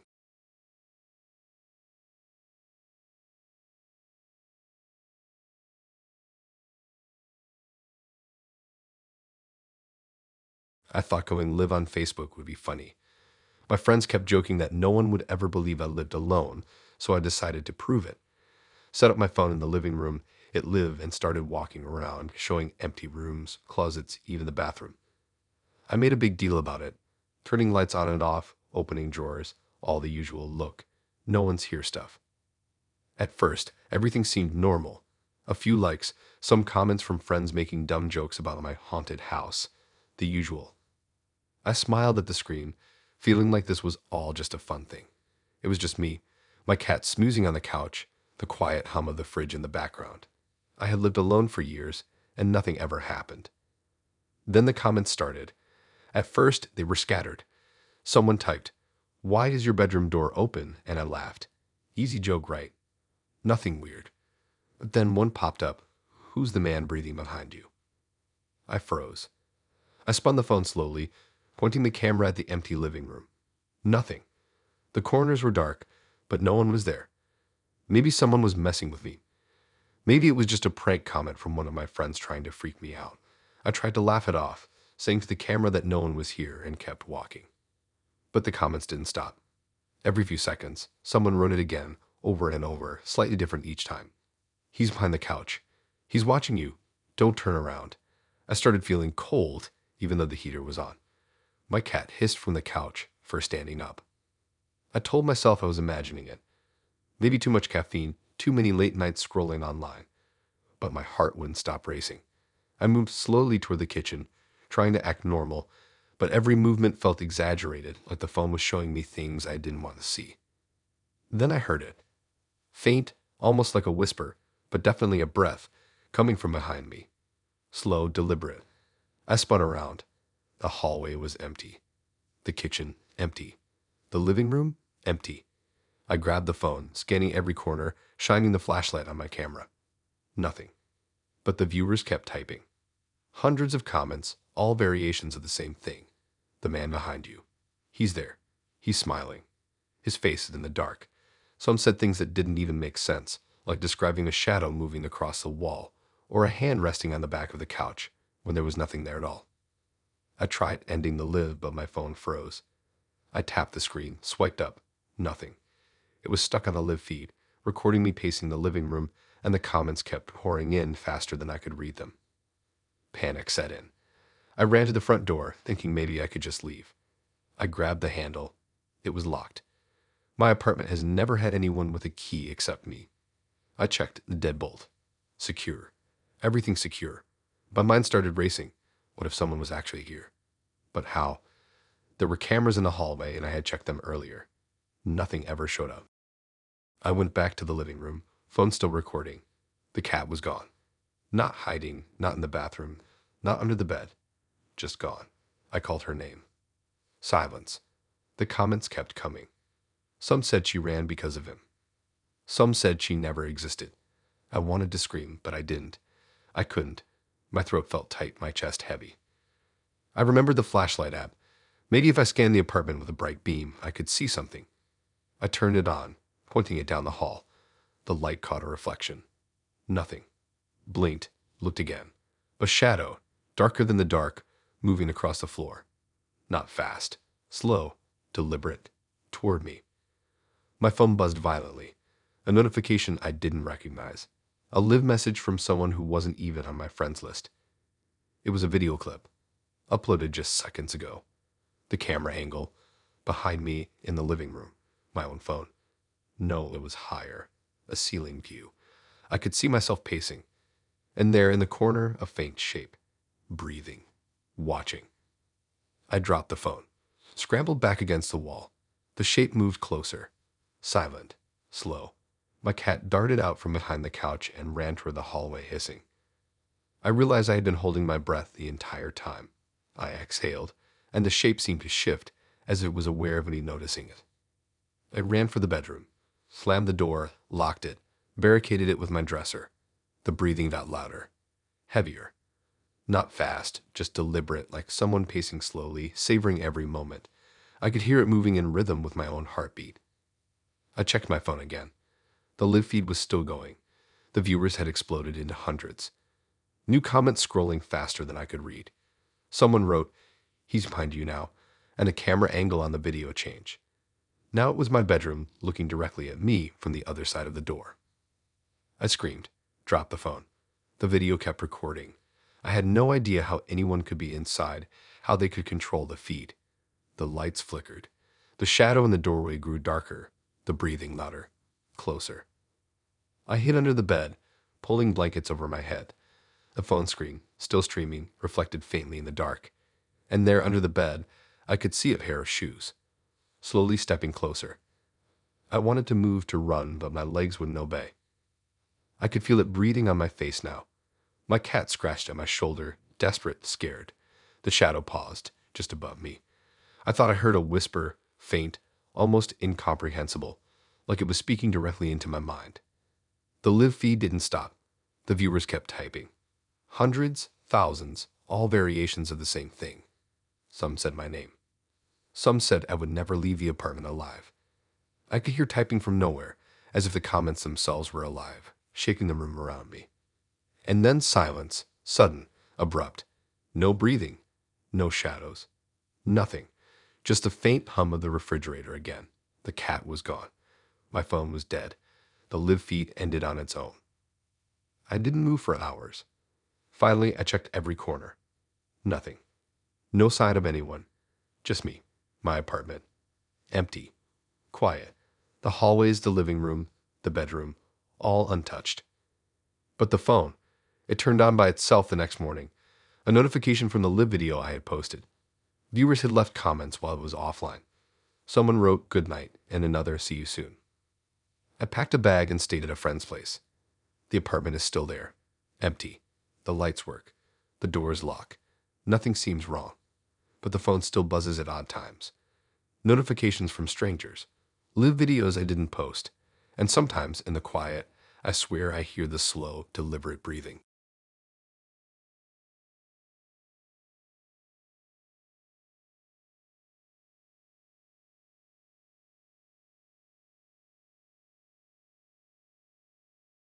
I woke up to a notification from Facebook.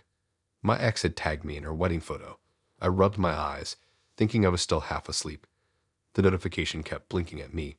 My stomach sank when I clicked it. The photo loaded, high resolution, everyone smiling, the flowers bright, the hall decorated like a dream. And there I was, standing behind the groom, smiling. Hand at my side, casual pose, hair neatly combed. I froze. I'd never been to that wedding. She and I had split months ago, and this wedding happened a week ago. I hadn't even seen the location, didn't know the guests. Yet here I was, unmistakably present, smiling like I belonged. My phone buzzed with comments. Some friends were joking, wow, sneaky guest. Didn't know you were invited, but some were weirdly specific, like they were trying to freak me out, mentioning details I didn't even know. The cake topper, the bouquet, the exact lighting of the hall. One comment said, nice tie, didn't know you owned that one. And I realized they were describing what I was wearing in the photo. The thing is, I never wore that tie. I don't even own it. I scrolled through the photo slowly. The groom looked confused but happy, the bride radiant, and the crowd around them blurry in the way professional photos sometimes capture movement. But my figure was crystal clear. No blur. I was there, like a ghost, like a memory stuck in the wrong place. I tried to brush it off. Maybe it was Photoshop. Maybe she was playing a joke. But the more I looked, the more wrong it felt. The lighting didn't match the rest of the hall. My shadow fell in the wrong direction. My reflection wasn't on the polished floor. The photographer's watermark confirmed the original source. This wasn't some edit made by her. This was the official wedding photo. I started to feel sick. My apartment felt too quiet. The fridge hummed in the background. My cat curled on the couch, watching me. But I couldn't look away from the screen. I zoomed in, staring at my face. Everything about me in that photo was perfect, natural, like I'd actually been there. But I know I wasn't. My phone buzzed again. Another notification. More comments. Friends tagging me in memes. People I didn't recognize commenting things like, you look happy. She said you were invited. He didn't notice you, did he? The names weren't familiar. Some profiles had photos, but all were blank faces, distorted like digital smears. It was impossible to know if they were real. Panic started crawling up my chest. I went to my closet, looked at the tie I actually owned. Nothing like the one in the photo. I checked my calendar from that week. Nothing about the wedding. I asked my roommate if he remembered me going anywhere that day. He shook his head. I wasn't there. Then I checked the comments one more time.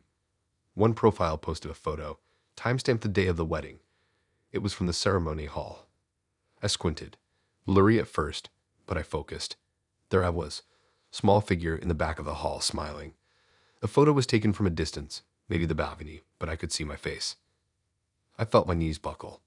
How could this be possible? I never left my apartment that day. My phone, my computer, the security cameras, my roommate all confirmed it. I was home. Yet there I was at her wedding, smiling behind the groom. I closed the laptop, shaking. Tried to breathe. Tried to rationalize. Maybe some weird glitch, a deepfake of my face stitched into a real photo. But deepfakes don't usually have physical shadows, the subtle way my hair caught the light. Deepfakes don't capture the exact motion of a smile, a small twitch in my eyes. This was too real.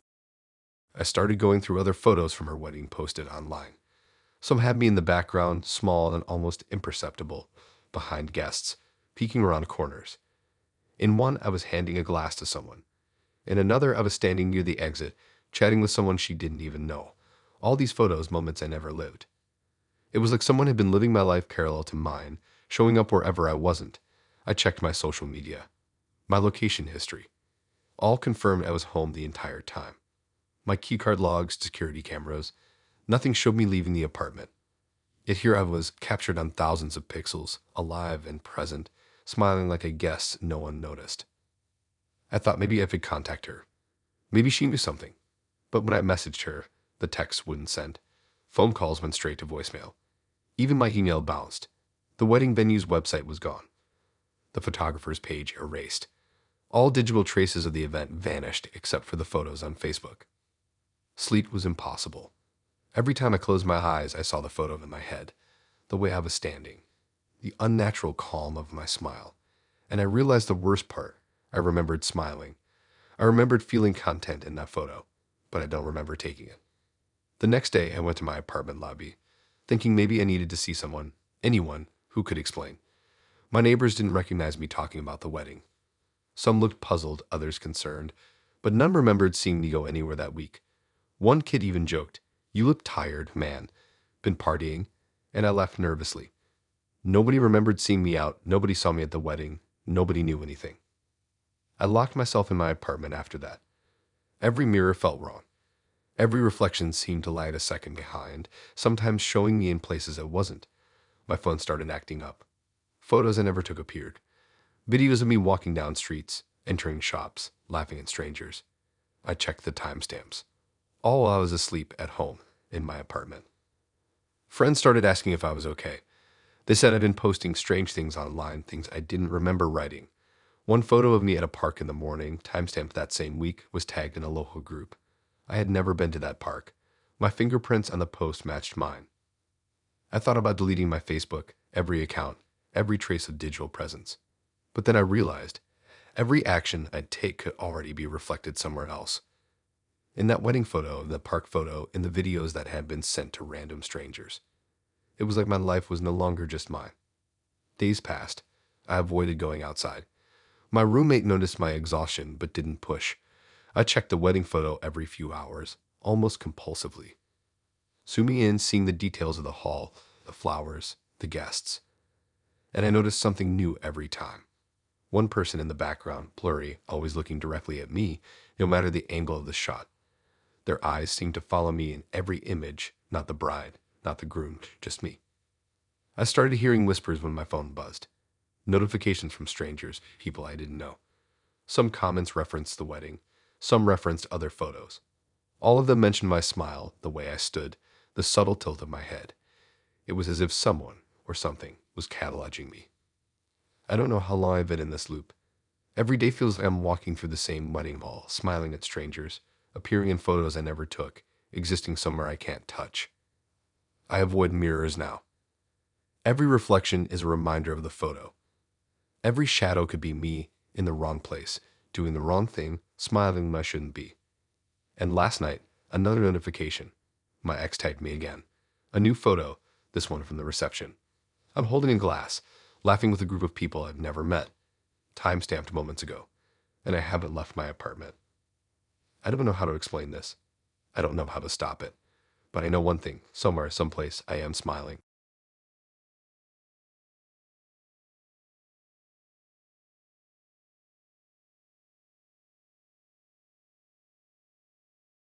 I remember the first time it happened. I was scrolling through Facebook late at night, scrolling past memes, old posts, random friend suggestions when a new friend request popped up. The profile picture caught my eye immediately. It was me. Not just a blurry photo or a picture I'd posted years ago. It was a perfect high-resolution shot of my face, taken from an angle I never remembered anyone photographing. The eyes, the exact tilt of my head, the subtle smirk that sometimes appears when I'm caught off guard.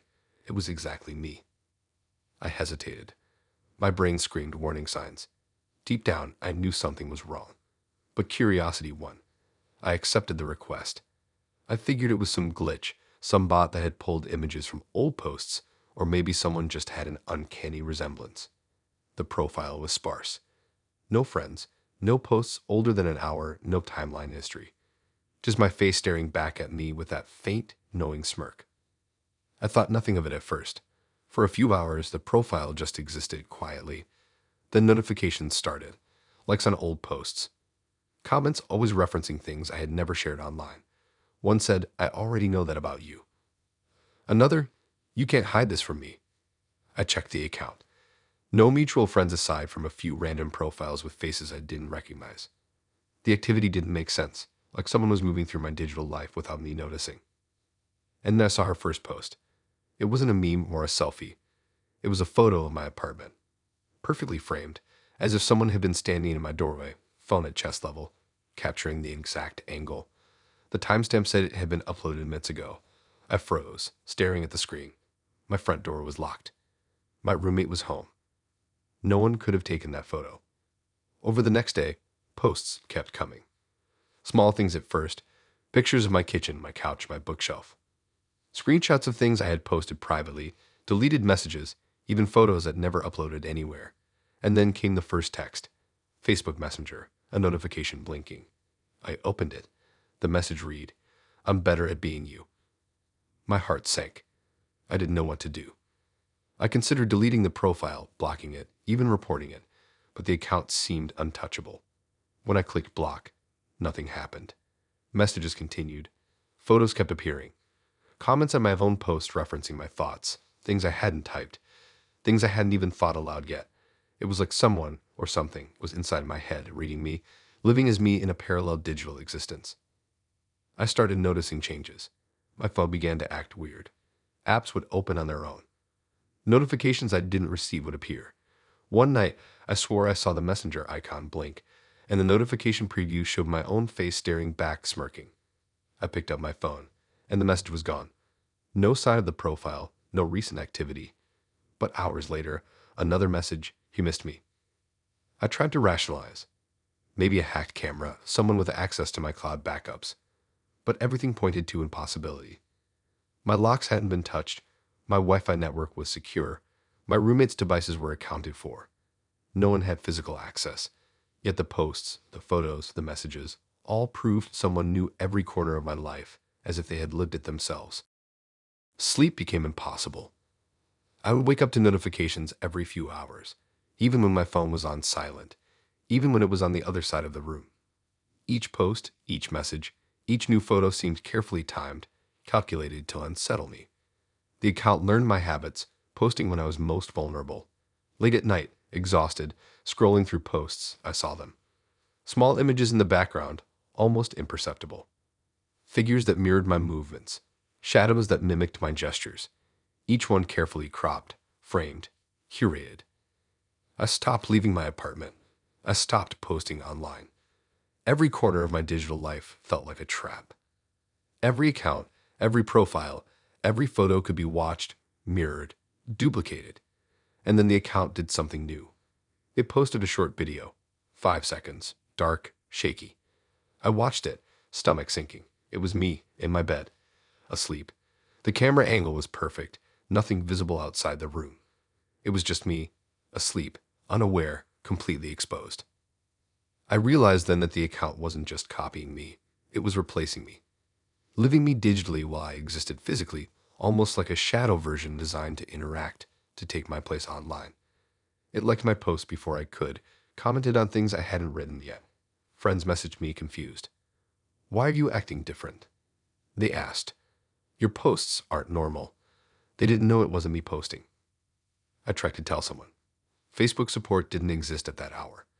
My roommate shrugged off my panic, thinking I was overworked, losing it. I couldn't take screenshots fast enough. The notifications came too quickly. Every attempt to disconnect made it worse. The account would send a post with a single line, "You can't log out forever." Then it escalated.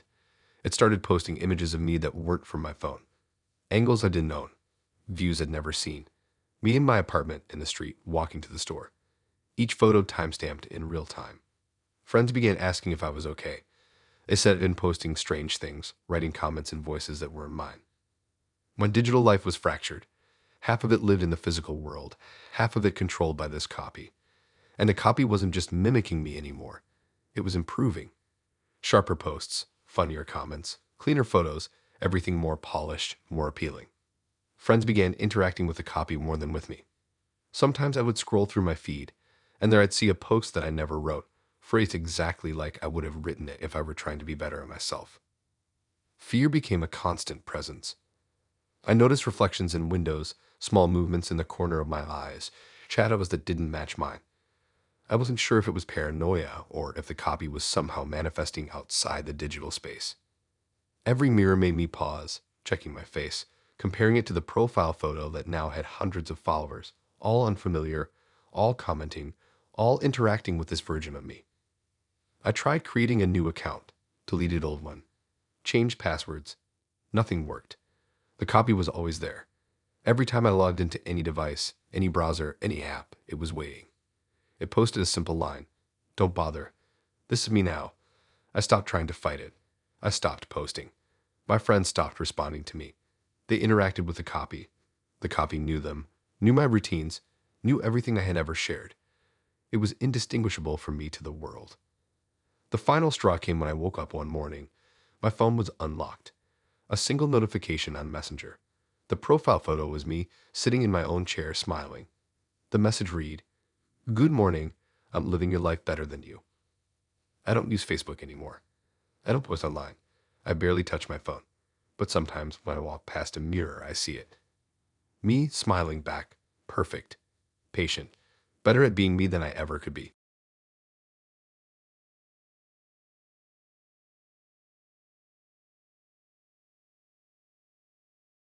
I never thought I'd end up in a Facebook group that freaked me out this much, but here I am, scrolling with a stomach full of unease.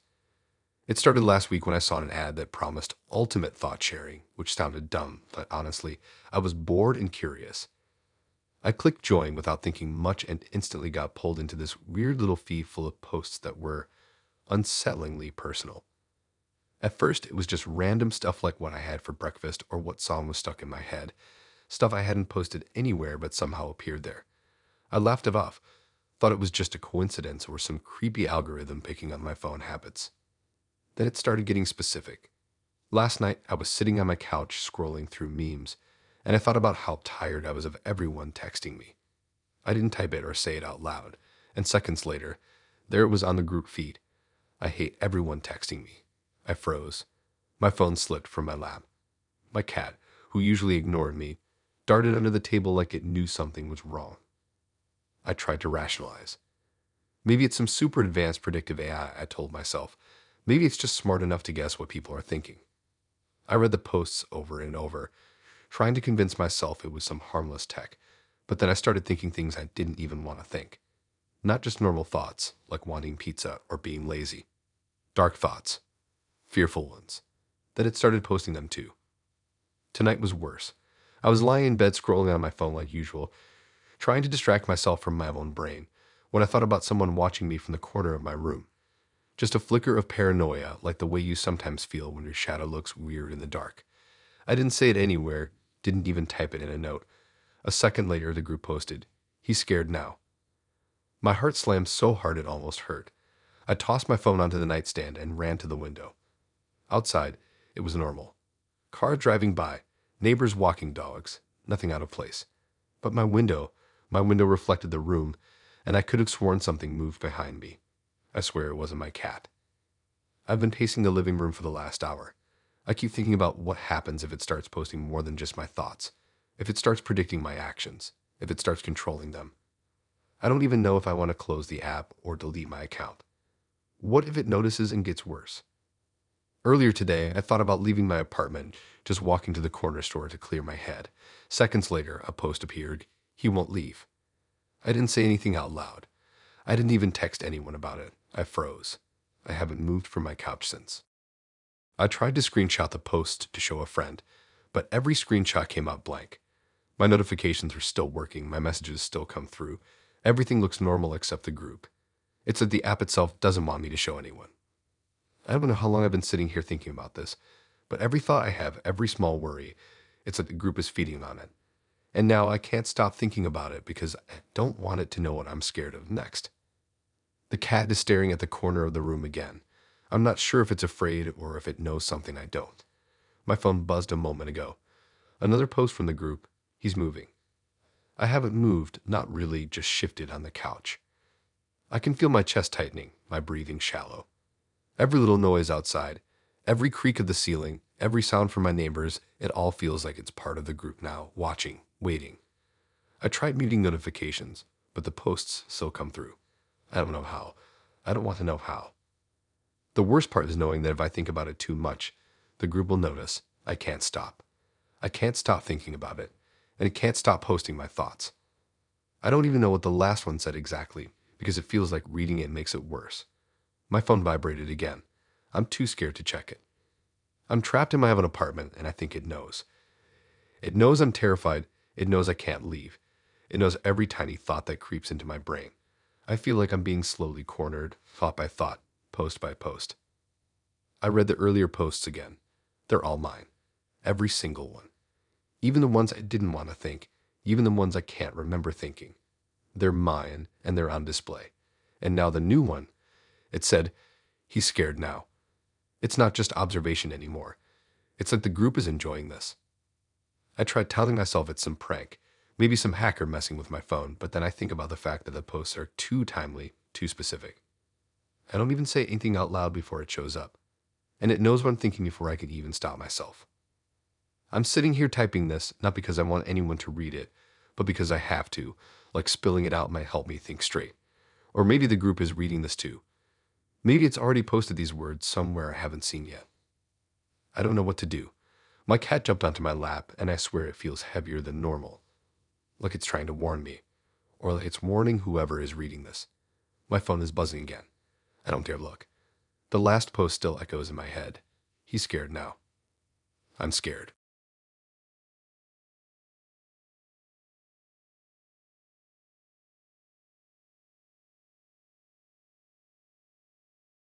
I don't even know where to start because everything feels wrong right now. I thought Facebook was just a way to scroll and waste time, but this is different. This started a few weeks ago, kind of small at first. I posted a selfie walking home from school, nothing special, and someone commented, "almost home." I thought it was a dumb joke, maybe a friend trying to creep me out, so I laughed and ignored it. Then it happened again. I posted a picture of my dinner, and the same comment popped up. "Almost home." At first, I figured it was just coincidence.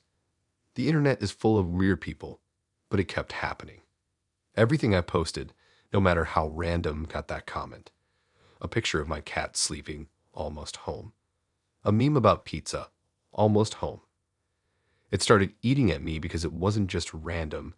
It was always timed perfectly, like whoever it was sitting there waiting to see my posts.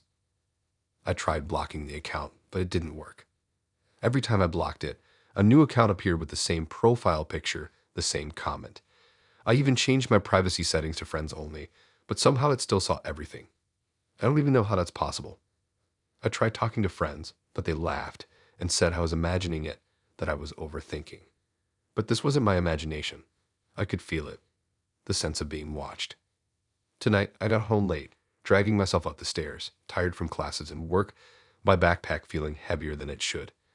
I opened Facebook out of habit, just scrolling to zone out, and my stomach dropped. The latest post on my feed was mine, a stupid picture of my shoes on my carpet, and underneath it, a comment I wasn't ready to see. "I'm at your door." I froze. My fingers hovered over the screen. My mind raced. I looked around my apartment, thinking maybe it was some kind of joke, someone messing with me.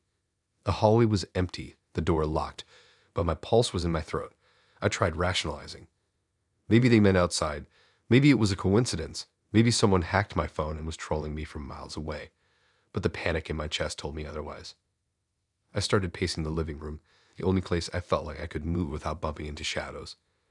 I could hear the hum of my fridge, the faint sound of traffic outside, and that normal background noise made everything worse. It was like the world was normal and I was the only one in danger. I checked my locks again, even though I knew they were fine. Every sound from the hallway made my stomach twist. My cat hissed at nothing and bolted under the couch. I tried to calm myself, telling myself it was just a comment, just a cruel joke, but the way it matched my movements, my thoughts, my life, it felt too real. I spent the next hour sitting on the couch, phone in hand, refreshing the page every few seconds. Nothing new appeared, no more comments, but I couldn't stop watching. I couldn't stop imagining a shadow outside my door, someone waiting, someone breathing. I tried texting my roommate, but he was out of town. I thought about calling my parents, but it felt worse to tell someone because it would make it real. I decided to check the security camera app on my phone. My building has cameras in the hallway, just outside the doors, and I hoped for reassurance. I opened it and scrolled to my door. The feed was empty. Nothing. No shadow, no figure, no movement. Just a dim light from the hallway and the reflection of my living room in the glass. My heart slowed, a little relief creeping in. Maybe it really was a joke. Maybe the comment was just text, just pixels. Then I noticed something on the camera. A small blur at the bottom of the frame, moving just enough to catch my attention. I zoomed in. Nothing was there. Just my imagination, I told myself. I closed the app, took a deep breath, and tried to focus on my music to distract myself. I thought maybe I could ignore it until I went to sleep. I made dinner quietly, not wanting to make noise, not wanting to attract attention. I ate slowly, every sound of a utensil against the plate making me jump. My cat stayed under the couch, refusing to come up. I tried scrolling through Facebook again to see if there was anything new. Nothing at first. Then I noticed more comments, but they weren't from the usual account. They were generic likes and reactions, but all on posts from the last week. Someone was going through everything I had posted, paying attention. I thought about leaving the apartment, getting out, walking to a friend's place, anywhere but here. But my keys were on the counter, and I kept imagining someone outside waiting for me to step out. I pictured them in the stairwell, hiding behind the railing, waiting to see me. Every scenario I imagined was worse than the last. I realized I couldn't leave, not safely. I tried convincing myself to sleep, to lock myself in my room and wait until morning. I shut the lights off, tried to make the room as dark as possible, but my mind kept replaying the comment. I'm at your door. I'm at your door. The words looped in my head, echoing, becoming louder than anything else. I heard a knock. At first, I thought I imagined it, my brain playing tricks. But then it came again, 3 quick raps, precise, deliberate. My phone was still in my hand, Facebook open, showing the comment. I couldn't breathe. I didn't move. My cat hissed and ran out of the room, which made me more terrified. The knocking continued, slow, methodical. I thought about calling the police, though what could I even say? Someone commented on Facebook that they were at my door. Would they take it seriously? Would they even come in time? My hands shook so badly I dropped my phone. The screen cracked, a little spiderweb across the corner. I didn't care. I didn't dare pick it up. The knocking stopped. Silence. My ears felt too loud, too sharp. Every tiny sound outside became amplified. Footsteps, a car door slamming, someone talking somewhere far down the street. I wanted to move to run, but my body refused. I stayed in the same spot, frozen, waiting for the next sound, waiting for the next comment. Hours passed. I don't know exactly how long. I didn't sleep. I didn't eat. I just sat, eyes fixed on the door, trying not to imagine what would happen if the comment was true, if someone really was outside. The night dragged on, each minute heavier than the last. By morning, everything was quiet. I checked Facebook again. No new comments. The usual account had posted, almost home, again. I didn't respond. I didn't even move. I just sat there, staring at the door, wondering if it was really over, or if tonight had just been the beginning. I haven't left my apartment yet. I'm still here watching, waiting, too scared to do anything else. The comment is burned into my head. I'm at your door.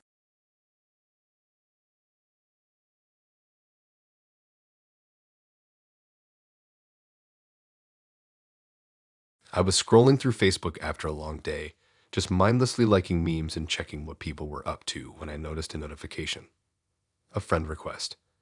From someone named Liam, and I didn't recognize the name. That wouldn't be unusual, except the profile picture made me pause. It was me, or at least it looked like me. And I was holding a baby I didn't recognize. I blinked and refreshed the page, thinking it was some kind of glitch.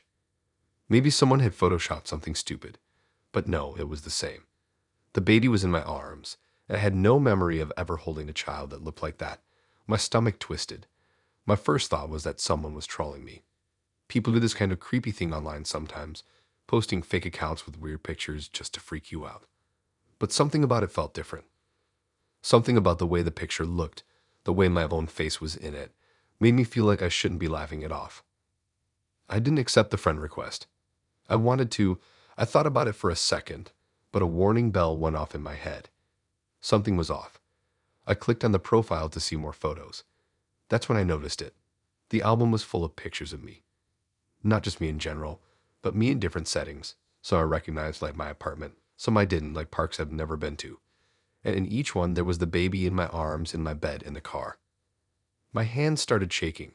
I read the first few comments, expecting maybe someone had tagged me in some weird viral post, but no one was talking about the photos. They were just there. Fresh, recent, like someone was living my life and documenting it. I closed the app and sat on my couch, trying to convince myself it was just a glitch, a nightmare that somehow made it onto my phone screen. But my chest kept tightening. I kept thinking about the possibility that someone had broken into my apartment, someone had been following me, watching me, and now they were showing me what they'd done. I tried to think about my schedule, where I had been the last few days, whether anyone new had been around my apartment, but nothing stood out. No packages, no deliveries, no strangers knocking on my door. I live alone. I don't have kids. Nothing like this should exist. I tried calling my friends to talk about it, but I couldn't find the words. How do you explain that someone on Facebook claims to have a baby with you? I typed a message, deleted it, typed another, and then deleted it again. My phone felt heavier the longer I held it, like it was burning a hole into my hand. Then I noticed a new notification. Liam updated his profile photo.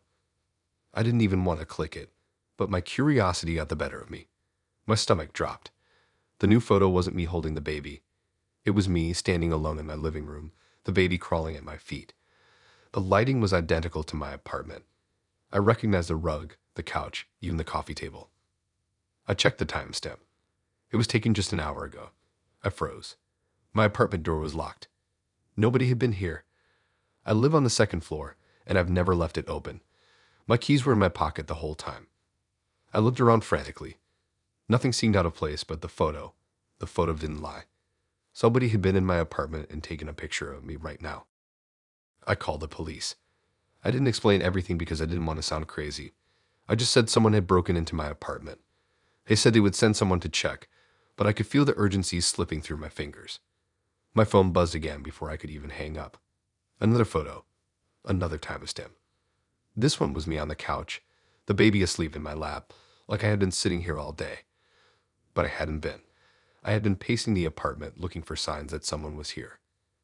I tried to convince myself it was a trick of some sort, but everything about these pictures screamed reality. The light through the window, the way the shadows fell, the small details in the background. Every time I thought I might be imagining it, the next photo confirmed it. Whoever Liam was, he knew me intimately. He had access to my apartment. He had access to my life. I couldn't sleep. I spent the night sitting on the floor, my back against the couch, phone in hand, watching the profile like a horror movie. I couldn't pause. Every hour, another photo appeared. Sometimes it was the baby asleep. Sometimes it was me eating, reading, even showering. I tried covering the camera in my apartment, unplugging things, but it didn't matter. The pictures still came. I started seeing signs of him outside too. I live in a building with a few shared entrances, and I started noticing shadows in the stairwell, movements out of the corner of my eye when I took the trash out, small figures disappearing when I turned around. I couldn't tell if I was imagining it or if it was real, but the photos kept coming. The baby became a constant presence in my life. I never held it, never touched it, but it was in every photo, every post. Sometimes it smiled, sometimes it cried, sometimes it just stared blankly at the camera. And every time it looked like it was waiting for me to acknowledge it, waiting for me to accept what was happening. I started documenting everything, taking screenshots, keeping the log. But each time I thought I was getting a handle on it, Liam would post something new that made me question my own memory. Pictures of places I've never been, photos of my apartment when I wasn't home, pictures of me sleeping that I have no memory of being taken. It's like he was everywhere at once. I even thought about leaving, moving out, changing my number, my accounts, disappearing. But then the photos followed, sometimes showing me in a new place with the baby in settings I didn't recognize. I started doubting my own mind. Maybe this wasn't real. Maybe I was imagining the baby. Maybe I had lost time, or someone had replaced parts of my life. I couldn't trust anything anymore. Today, the latest photo appeared. It's the one that made me finally stop trying to rationalize. It's me, holding the baby, standing in my apartment doorway, looking directly at the camera like I'm waiting for someone to knock. Only there was no knocking. Only the photo, sent to me by a profile that shouldn't exist, of a child that shouldn't exist, taken by someone I can't find or explain. I can't sleep. I can't leave. I can't close Facebook because I feel like he'll know. Liam's profile still exists. The baby still exists in every picture. And now I'm waiting for the next photo, dreading it, knowing it's coming. I don't know who he is, I don't know what he wants, and I don't know if the baby is real or if it's just a projection of something worse. But I do know that he has my life, my face, my apartment, and I can't escape.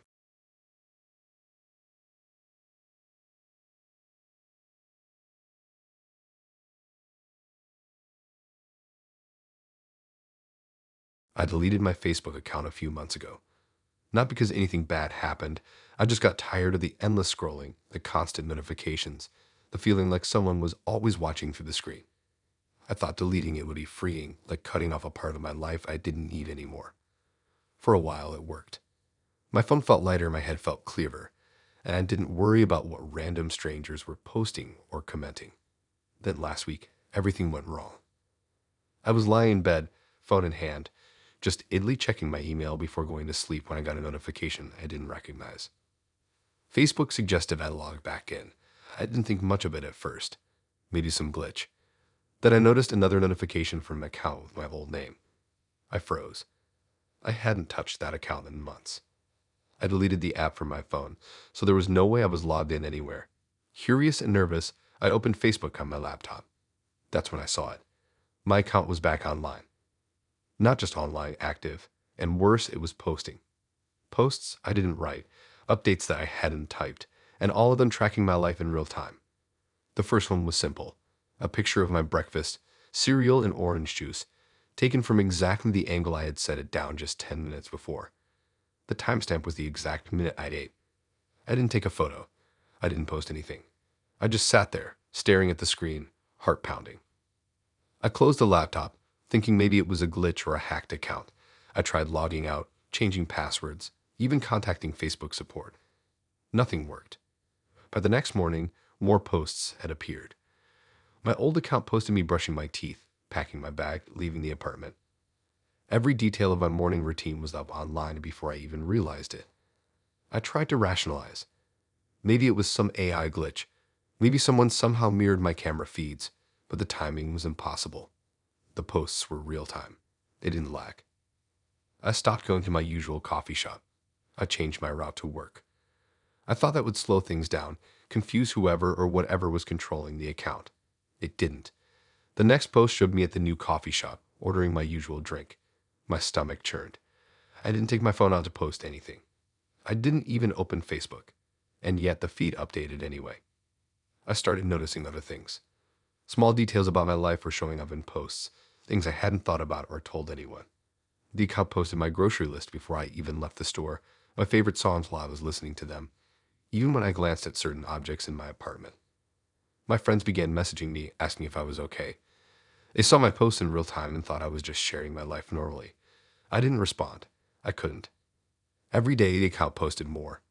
Pictures of me sitting on my couch reading, my hands on my laptop, my cat sleeping in the corner. Sometimes it posted videos, shaky footage from angles that didn't make sense, like it was floating in the air following me around. I started covering every camera in my apartment, unplugging every device I could. My cat refused to leave my side. I didn't want to leave my apartment, didn't want to let anyone or anything follow me outside. Sleep became impossible. Every time I closed my eyes, I imagined my old account posting another photo of me, tracking my every move.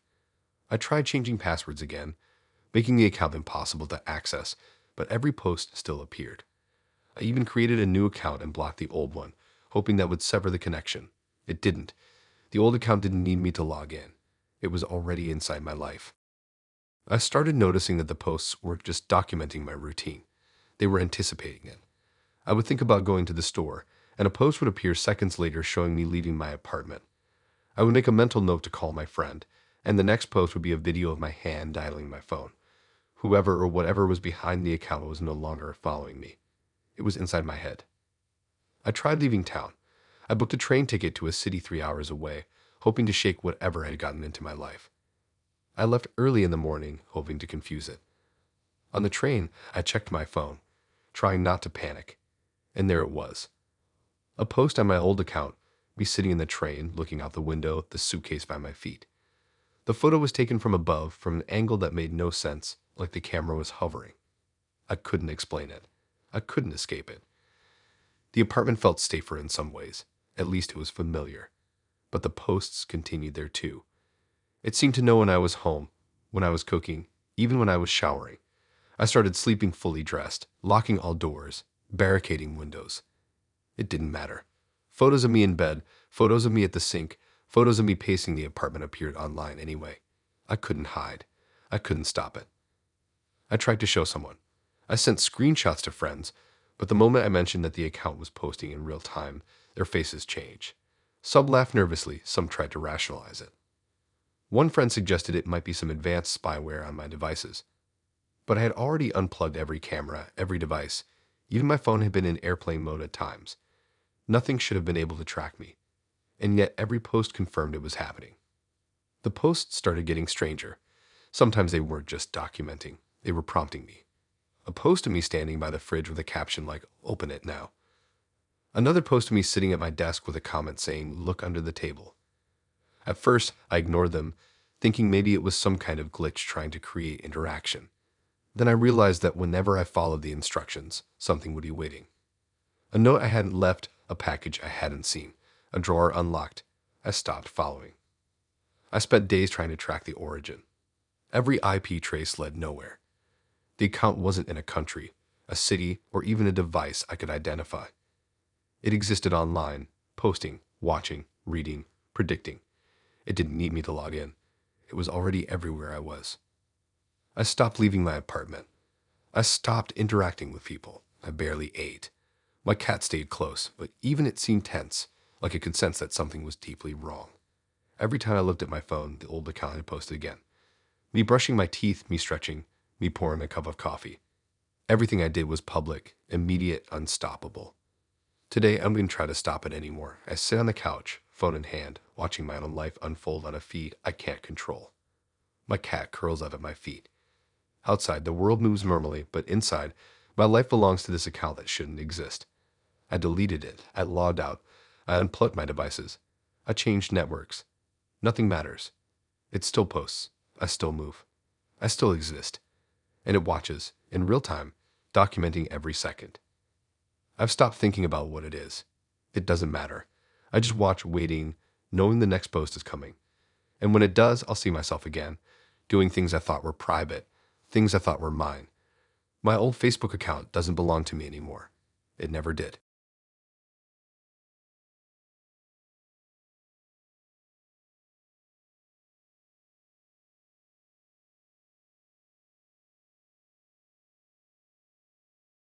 It started at midnight. I was scrolling through my phone half asleep, just trying to get through one more video before bed. That's when Messenger rang. Not a normal notification, not a message, but the call icon flashing on the screen. And it wasn't just any call. The profile picture was mine. My face looking straight into the camera, smiling like I normally do in selfies. I froze. I don't know why I answered. Maybe curiosity. Maybe stupidity. The moment I picked up, a voice came through.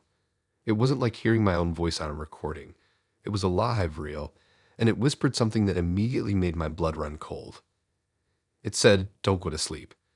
Just that, over and over, like a loop. It was barely audible, but impossible to ignore. My hands were shaking. I put the phone down on my bed, but I could still hear it, faintly coming from the speakers. I tried to hang up, but the call didn't end. The button wouldn't respond. I got out of bed and ran to my desk, trying to turn the phone off. Nothing worked. The screen stayed on, my face staring back at me, mouth moving, whispering. I checked the clock. 12:03. Exactly 3 minutes after the call started. I don't know why I looked around my room, but something felt different. Shadows seemed longer, corners darker. My cat, which usually sleeps on the windowsill, wasn't there. The room felt smaller, tighter, like it was closing in around me. I tried calling my friend, anyone, just to hear another voice, but my phone lines were dead. Wi-Fi gone. Everything electronic flickered as if the room itself had absorbed the signals. And then I saw it. A figure in the corner. Not my reflection, not a shadow. Something crouched low, moving slightly. I couldn't breathe. I blinked, and it wasn't there, but the whisper continued, coming from everywhere at once. I ran to the living room. Lights out and doors locked, but I still heard it, faint, like it was coming through the walls. My reflection in the TV showed me, but the face wasn't mine. The eyes were too wide, too hollow, and the lips moved without sound, mouthing the same words. "Don't go to sleep." I tried to rationalize. Maybe I was dreaming. Maybe it was a hallucination. I took deep breaths, grabbed a glass of water, forced myself to calm down. but every sound in the apartment made my nerves snap. A creak from the kitchen, the hum of the fridge, even the soft scratching of my cat at the door. Everything sounded like it was synchronized with the whisper. I considered leaving. Maybe if I stepped outside, it would stop. I opened the front door. The hallway was empty, dimly lit by the streetlights outside. I stepped out, and the whisper came again, softer now, but unmistakable. Don't go to sleep. I spun around. No one. Nothing. Just the hallway. I went back inside and barricaded myself in the living room. I turned on every light, grabbed my laptop, and tried to distract myself. Anything to keep awake. I pulled up a movie, scrolled social media, watched the clock tick. Each minute dragged, stretched impossibly long.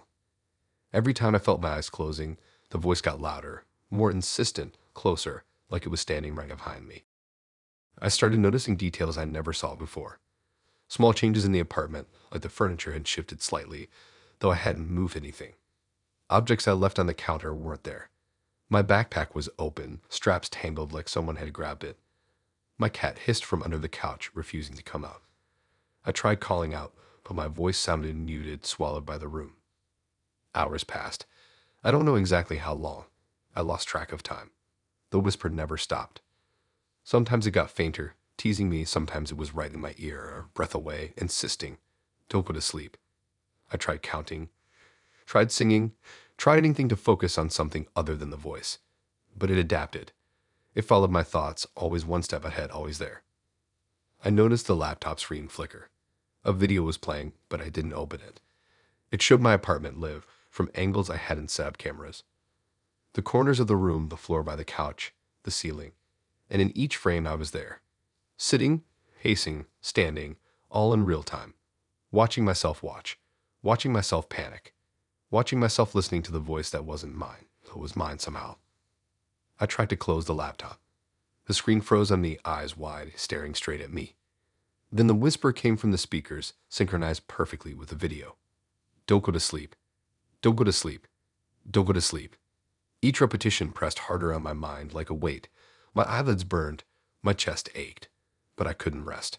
I couldn't blink. I couldn't look away. By morning, I was exhausted. My body trembled. I hadn't slept.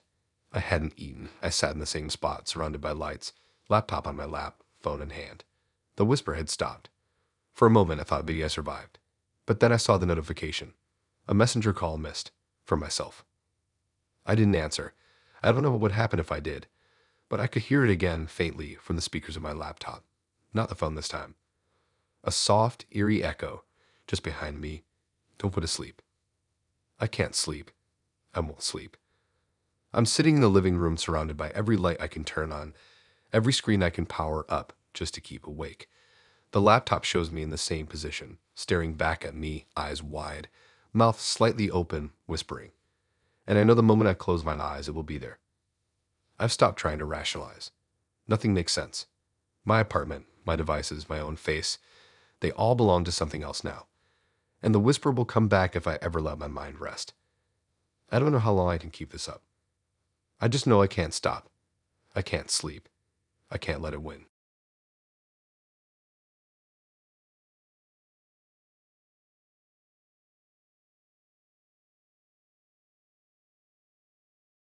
I was scrolling through Facebook like usual, mostly just killing time before I had to head out to my night shift.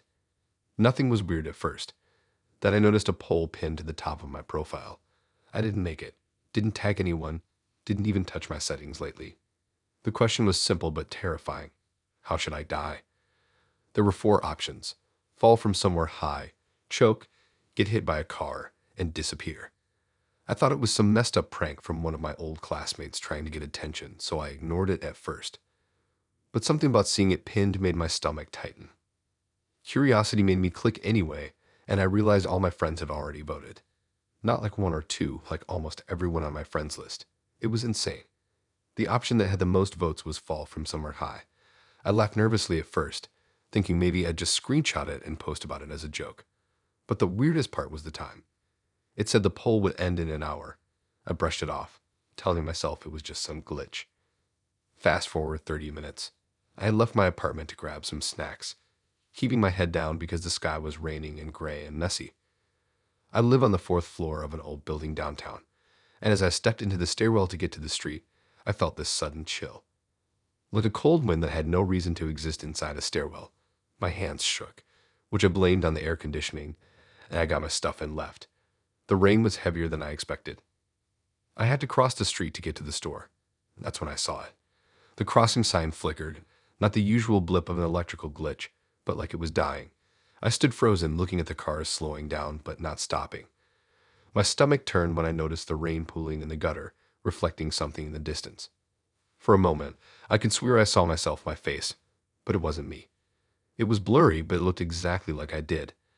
Then a car horn blared, snapping me out of it. I got my snacks, my hands still shaking, and when I checked my phone again, the poll timer had hit 0. Fall from somewhere high. I tried to laugh it off, telling myself I was imagining things, that maybe the glitch on Facebook had just messed with my head. I walked back toward my building, and that's when I noticed the fire escape ladder on the side. It was the closest high point I could see.